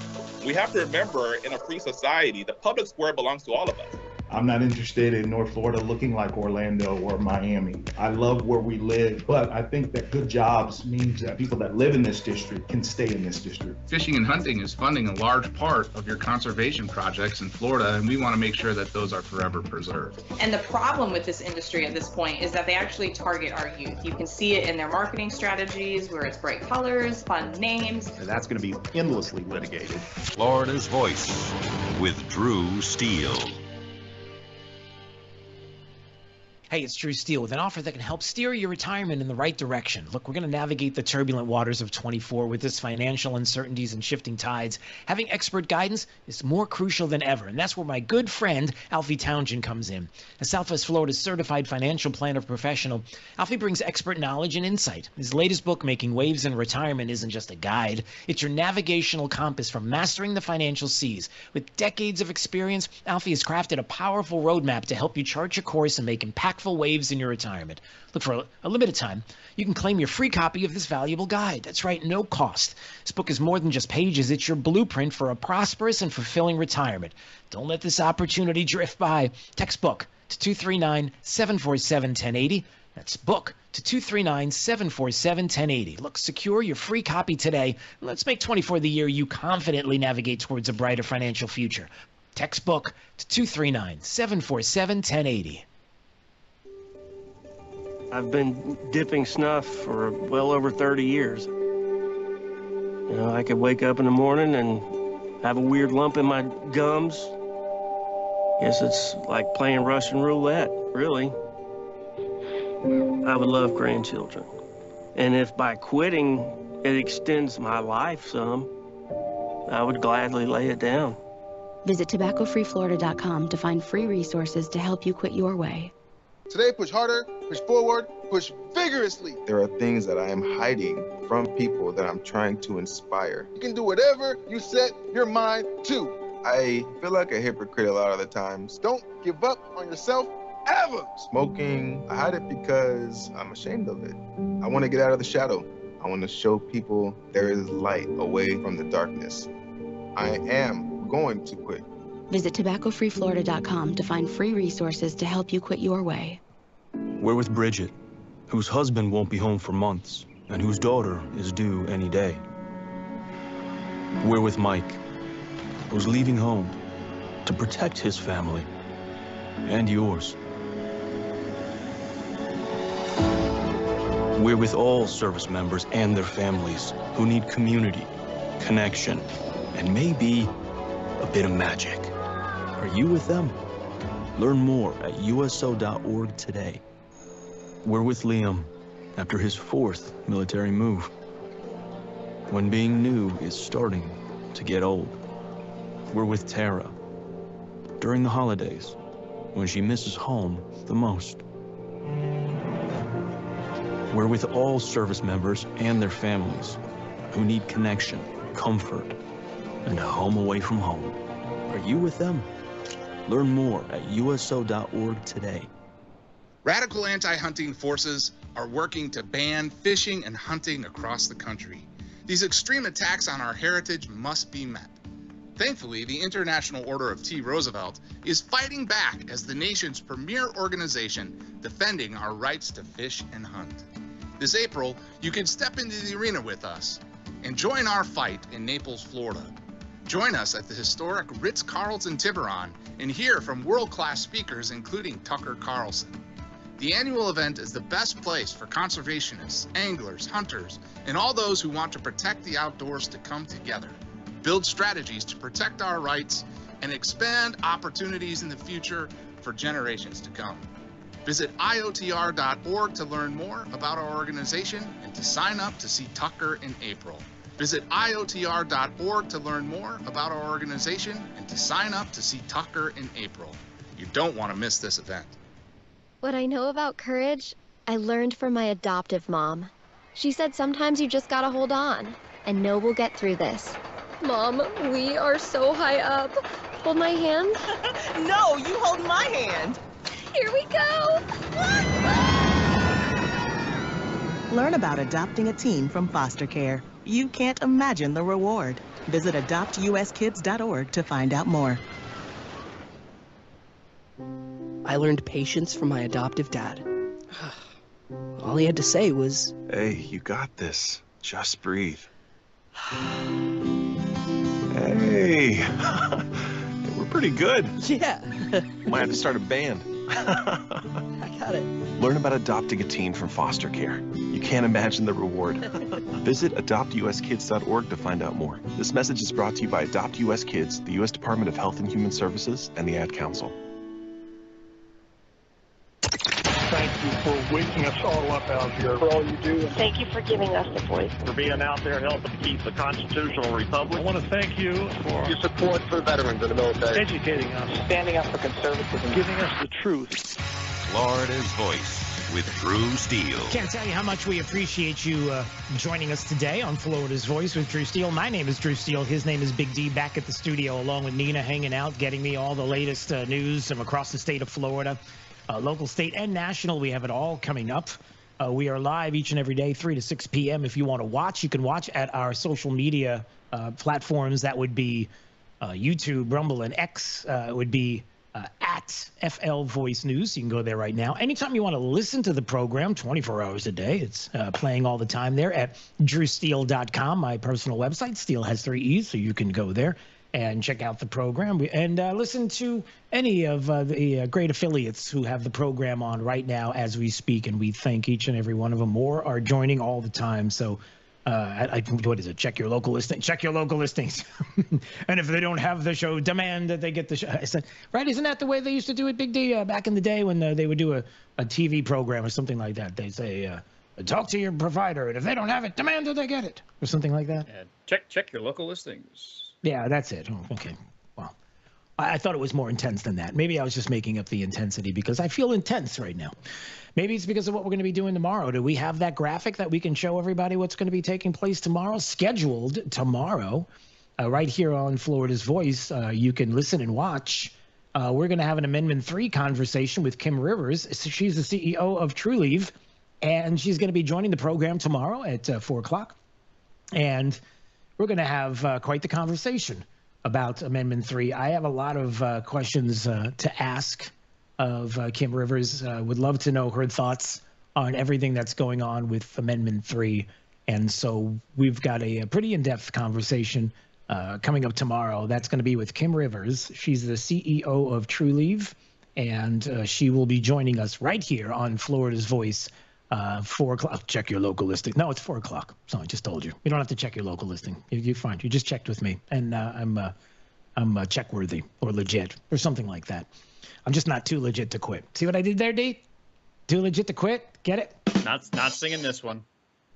Thank you. I didn't want you to. So there's that. So you have to be asked. You can't just bust out with it, especially too legit.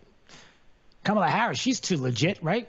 I was gonna say she's too legit to quit. She doesn't have the first part, and we're kind of asking about the second part. So that she thinks she's too legit, but I'm not really sure about that. The quit part, anytime you want, but I guess we're not gonna have that either.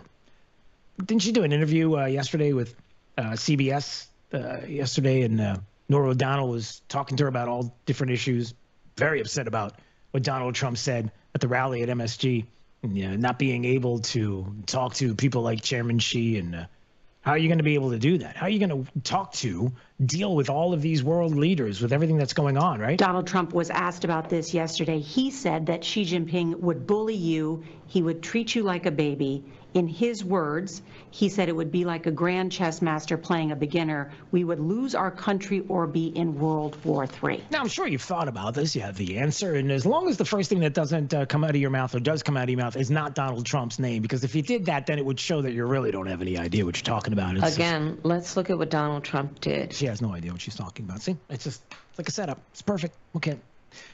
Didn't ask about Donald Trump. Asked about you. What are you going to do? I mean, what about, and then there's the other setup that's going on right now.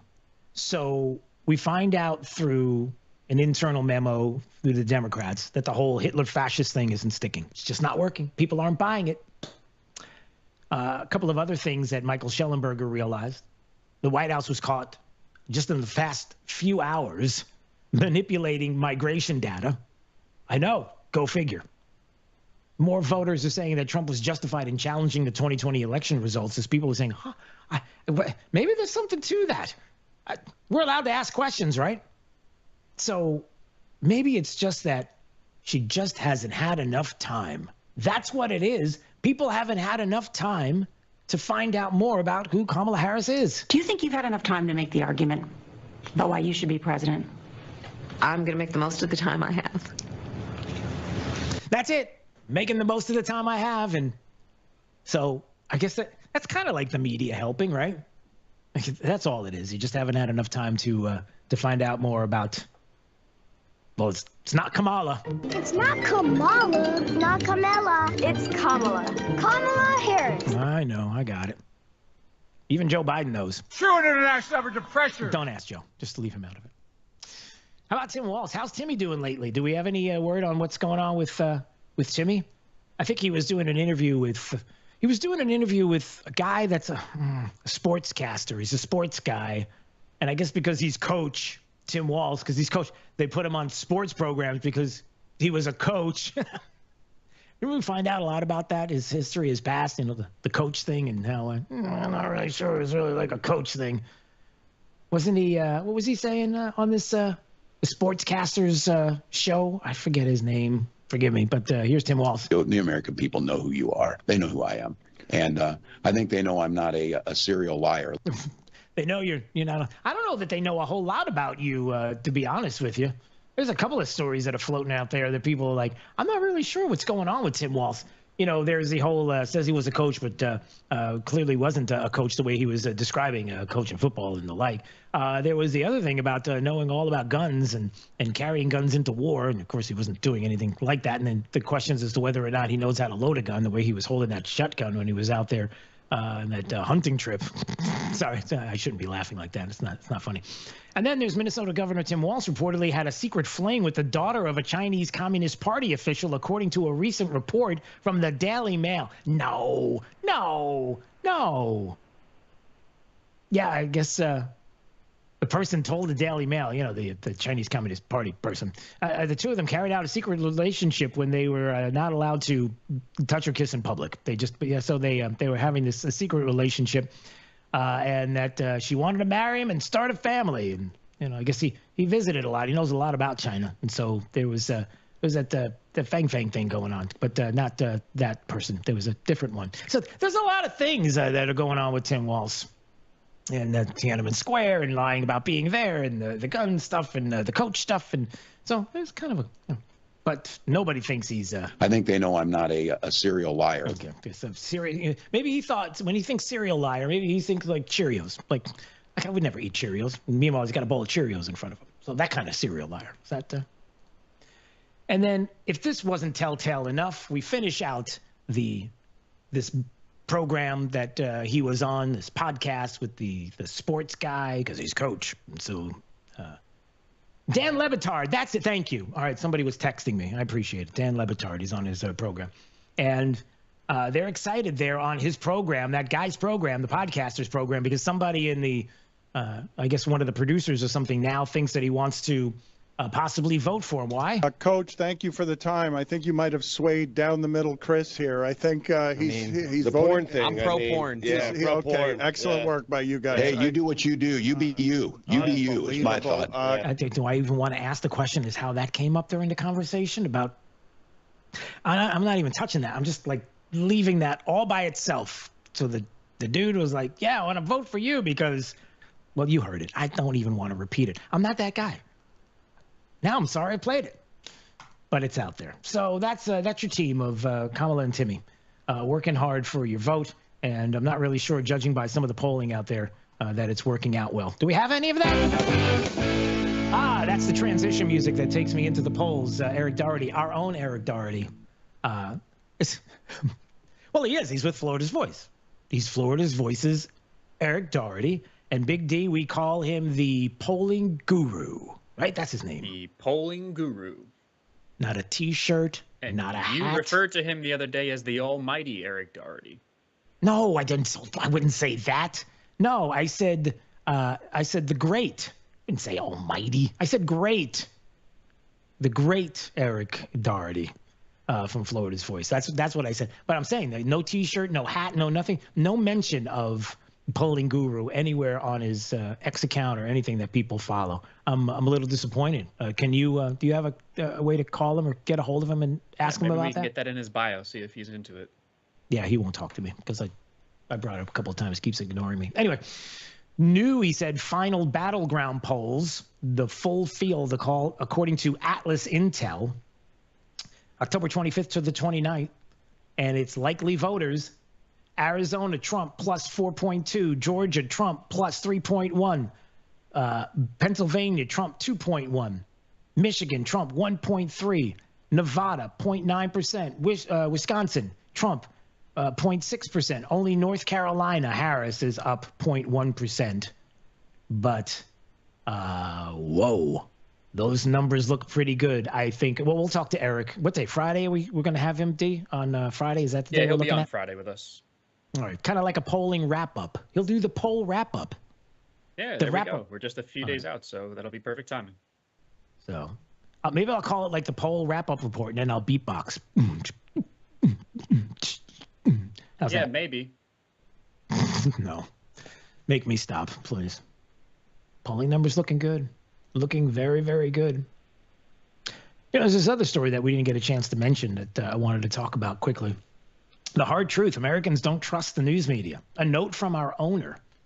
So the Washington Post, who is another one of these papers you can trust, because democracy dies when Democrats get involved. Is that the I forget what the slogan is. It's something like that. But anyway, the hard truth, Americans don't trust the news media. That is a note from Jeff Bezos, the owner of the Washington Post, who put out an article, published his own piece in admitting that Americans don't trust the media. Our profession, quote, is now the least trusted of all. Something we're doing is clearly not working. Wow. Well, that's pretty self-observant, isn't it? We're doing something that's not working. I mean the lying part and the deceiving part and running with hoaxes like Russia collusion hoaxes and things like that. And, trying to tell people that there's nothing wrong with Tim Walz visiting China so much and having those times over there with the kids in high school, and then he's got apparently someone that maybe he was hanging out with a little too much romantically there in back in the day in the Chinese Communist Party, a daughter of an official in China. I don't know what that had to do with anything, but yeah. So we have that. A little bit of deception going on. Maybe you might want to do something about it. Here's an example of what drives people crazy about you, media. Here's CNN, I think it was sometime today, who was interviewing Kari Lake. Well, maybe it was last night. Running against Democrat Ruben Gallego for Arizona Senate. And here's the question that's, I forget her name, the anchor from CNN. You'll hear her voice and you'll think I don't really care either, but that's fine. Here's what she says. Asking you about the turnout in 2022. Did you lose the 2022 election for governor? Why are you doing that? Like, why did you just do that? This is why people, you drive them crazy. Nobody's talking about this with Kari Lake. She wants to talk about the issues, and you say... Asking you about the turnout in 2022. Did you lose the 2022 election for governor? Why are we looking backward? I'm looking forward. Yeah, why are you looking back? Why are you doing this? She's looking forward. We're all trying to look forward. I think even, isn't that like part of the slogan of the Democrats, all of you? Isn't that like move forward? Isn't that your slogan? Well, move. Let's go. Move forward with it. But you won't. They're just reaching for anything that they can possibly find at this point. It's just not getting, it's not getting a whole lot better. I'm just trying to figure out, you know, where they're going next. I know there's some breaking, there's all kinds of news that's out there that I'm being fed by the newsroom. So we'll get to it coming up in just a second. All right, let me get to some other stuff. Did we have the other polling number? Yeah. All right, so this is some of the other polling numbers that are out from NBC. This happened, was this yesterday? One thing we have noticed in the last couple of days, this is not all of the polls that are out there now, but we have seen a number, 4 in the last 4 days, that have shown very small, but in the context of this close race, potentially meaningful movement in Trump's direction. I don't want to overstate it, but at the same time, it's hard to ignore these 4. The CNBC poll came out the other day, has Trump ahead by 2. The Wall Street Journal poll, Trump ahead by 3. These are national numbers. Siena and the New York Times, a tied race. CNN, a tied race. The significance here is broader movement. Again, we're seeing in Trump's direction. Wow, broader movement in Trump's direction. And remember, it was CBS that was interviewing Kamala Harris. Weren't they talking about it feels like it's slipping away? Does it feel like it's slipping away to you? It does suggest that your momentum has slowed. Do you feel like the race is slipping away? I do not. And actually, and I agree with you. I think certainly polling is a measure, but to be frank, if I'd listened to polls, I would have never run for my first or second office. I wouldn't be here talking with you. Let me just stop. But they're bringing it up for a reason. They're bringing it up because I wonder if before the interview starts that they all get together, everybody in like the media newsroom, and they just do a big like group hug, kind of cry it out a little bit. They're just feeling, you know, this moment of togetherness. It's like, come here. Let's hug this out. I know the polls are bad. Come on, everybody come together. You know, that kind of thing. It doesn't mean that you, especially here in the state of Florida, should sit back and think that everything is going well. And listen, if you are listening to this program, Florida's Voice with Drew Steele, and of course we are statewide, but a lot of people are taking the program in all across the country, and we appreciate it. You can't stop. You got to keep moving forward. As somebody said on the Democrat side a while ago, you got to keep moving to the polling place. Or you know what I'm saying? You got to keep the what did I just say? The momentum going. Boy, that's hard to say when you try to do it fast. Oh, D, you're going to pull that little piece of audio now and make fun of me, aren't you? That's not nice. Yeah, sure I can sense it coming. A little remix there.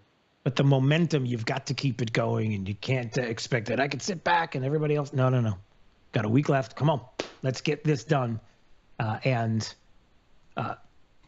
For no other reason than to make sure that we can, you know, right this ship, that we can stop what has been happening in the almost 4 years of this administration, the failures that we've seen time and time again.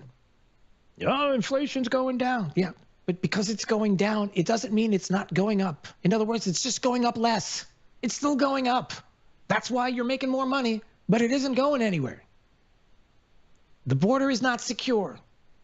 There are things that are going to have to be done. President Trump talked about it even today as he was talking about these mass deportations. They're going to have to happen. We're going to have to look for these criminals that are here in this country, and we're going to have to get them out to these violent gangs and others. We'll start there.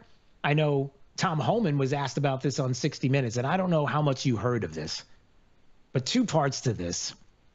And I love Tom Homan. Tom Homan used to be the director of ICE under Trump. No nonsense, tells it like it is, and doesn't care what your feelings are at all. And here's the reporter on 60 Minutes. I was going to say journalist, but not really. The anchor, the person sitting on the other side, says to Tom Homan, "We have seen one estimate that says it would cost $88 billion to deport 1 million people a year." I don't know if that's accurate or not. Is that what American taxpayers should expect? What price do you put on national security? Is that worth it? How about that? Whoa. I mean, that's a legit question. I mean, it could cost tens of millions of dollars to do this each and every year. Hundreds of millions. I mean, who knows? It could cost trillions of dollars. I'm just throwing numbers out there because, you know, the media and the left, they'll do that all day long. Well, I don't know. Is it worth your safety and security and the security of the nation? You put a price on that? How does that work in your household? That's a legitimate question to ask. And then there's this. And this to me, and I've had conversations before with Tom Homan. He's a great guy. And I've talked to him about this. I've mentioned this to him. So the fact that he said this on 60 Minutes, I was like, whoa. Is there a way to carry out mass deportation without separating families? Of course there is. Families can be deported together. Whoa. Now look, let's take a step back for a second. First of all, Big D, that was powerful stuff right there, right? I mean, when you hear that, when you hear Tom Homan, you're like, this guy's going to get stuff done. You get that impression, right? Once you played that first clip, I was hoping you were going to play the second half because it's a lot more powerful than the first. Right, but that's a guy who wants to get things done. Now, second part, okay. And this is something that I've talked to him about. I've talked to friends about. I haven't talked to you about it yet, but I'll talk to you about it now. I'm always fascinated, maybe is the word. I'm always fascinated by how people talk about deportation and how you're going to split families up.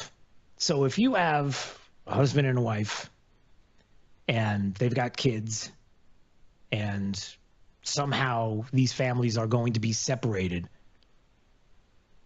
how? You would have to, if the family was going to leave and they said, I'm taking my kids with me, is the suggestion that the United States government would say, no, you can't take the kids. They have to stay. You can go, but they have to stay. Is that the suggestion? Because it's always been the suggestion from others to me that when people talk like that, there is that suggestion that that's a pretty cold thing to do. What parent would do that? You know, if you're coming here for a better life and you're bringing the kids with you, no, they were born in the country.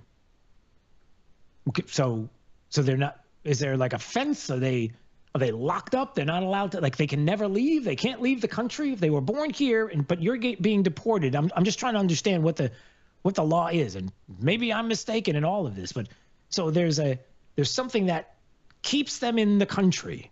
They're not allowed to go anywhere, step foot out of the country if you get deported. I've never heard that before. Nobody's ever said that to me. I would believe that the family would want to stay together. And if the parents are getting deported, let's just say in this situation that's being described by 60 Minutes, that the kids would be going with them. Wouldn't they? Loving parents. Unless you think, or you're trying to make it seem as if that the government will not allow that child to be with the parents if they are deported, like they have to stay. And I don't know if maybe someone can show me. I mean, if that's the case, I would like to see it. But I've never seen anything like that. I don't know. Is that a legitimate discussion? You're allowed to ask that question? Because then it feeds into a narrative that might be a lie, might be demagoguing an issue, might be really horrible rhetoric to try to scare people into believing something is that isn't, to try to make your case, in which case, that's not a good case. So don't make that case. You're listening to Florida's Voice with Drew Steele. I'm Chris Jakovic. I served in the United States Air Force, and I deployed 3 times. being a veteran, it's interwoven into your DNA, is really the absence of the connection and the purpose that can really drive a lot of veterans to some negative thoughts. For those who are in a suicidal crisis, the window of time to save somebody's life is very short. Our duty is to protect ourselves and protect our families, and one way you can do that is store your weapons safely. Store all your guns securely. Help stop suicide. Brought to you by End Family Fire and the Ad Council. Hello, this is Earl Nightingale for Soundcheck Studios. Have you ever wondered how jingles are made? Together we'll make America great again. We'll make it great. Together we'll make America great again. We'll make America great. Together we'll make America great again. We'll make it great. How would you like to have a custom jingle made for your political campaign? Soundcheck Studios can make the perfect jingle for you right now.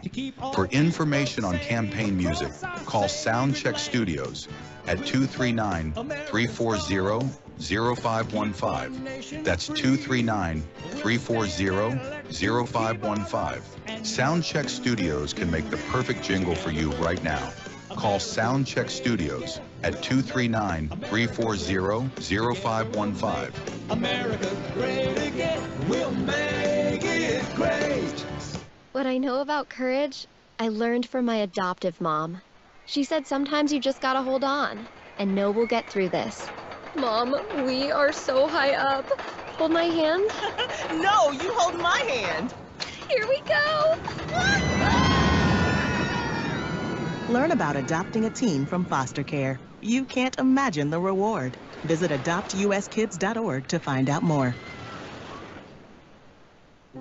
I learned patience from my adoptive dad. All he had to say was, "Hey, you got this. Just breathe." Hey, we're pretty good. Yeah. Might have to start a band. I got it. Learn about adopting a teen from foster care. You can't imagine the reward. Visit adoptuskids.org to find out more. This message is brought to you by Adopt US Kids, the U.S. Department of Health and Human Services, and the Ad Council.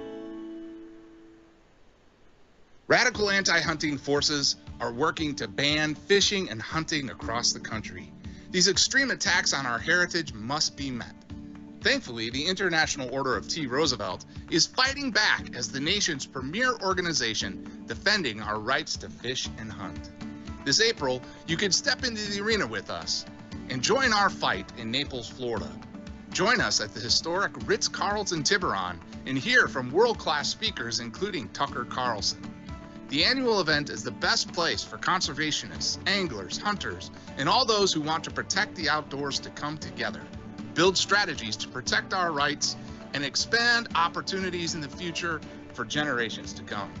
Visit IOTR.org to learn more about our organization and to sign up to see Tucker in April.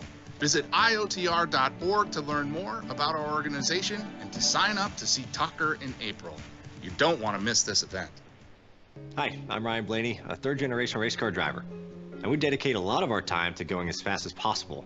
My grandpa Lou is the reason why my dad and I started racing, and I'm really proud to follow in his tracks. But when my grandpa was diagnosed with Alzheimer's, it was a very unexpected bump in the road for us. I've learned a lot on this journey with my grandpa Lou, and the memories of my grandpa will always be with me.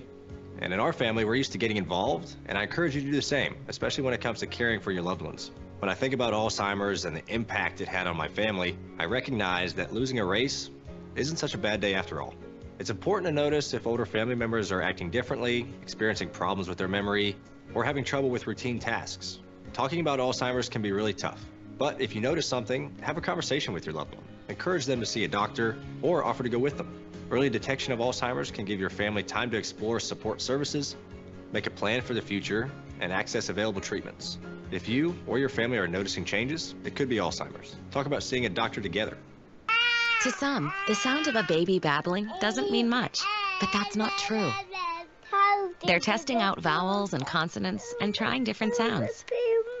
And by 12 months, their babbling is beginning to take on meaning, especially if there's no babbling at all.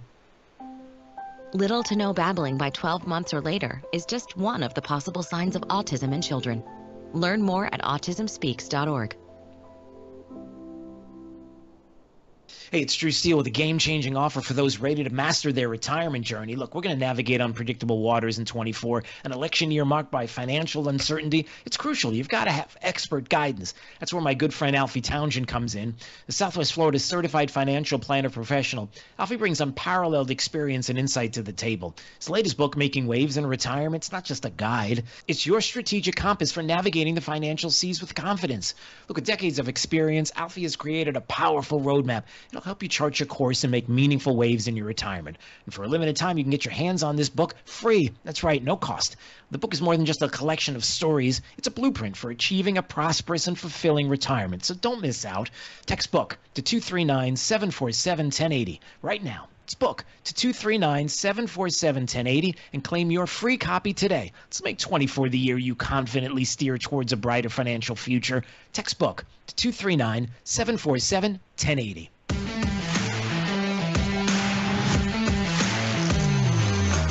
Now, back to Florida's Voice with Drew Steele. All right. 866-588-8303 is the phone number. Anytime you want to call, by the way, we are live each and every day, 3 to 6 p.m. here on Florida's Voice across the state. I don't know why I just did that. I apologize. That was really weird. All right, let's find out what's going on with my top 5 audio clips of the day. I do this each and every day. It's my top 5. 5, 4, 3, 2, 1. This is Drew's top 5. Number 5. One thing we have noticed in the last couple of days, this is not all of the polls that are out there now, but we have seen a number, 4 in the last 4 days.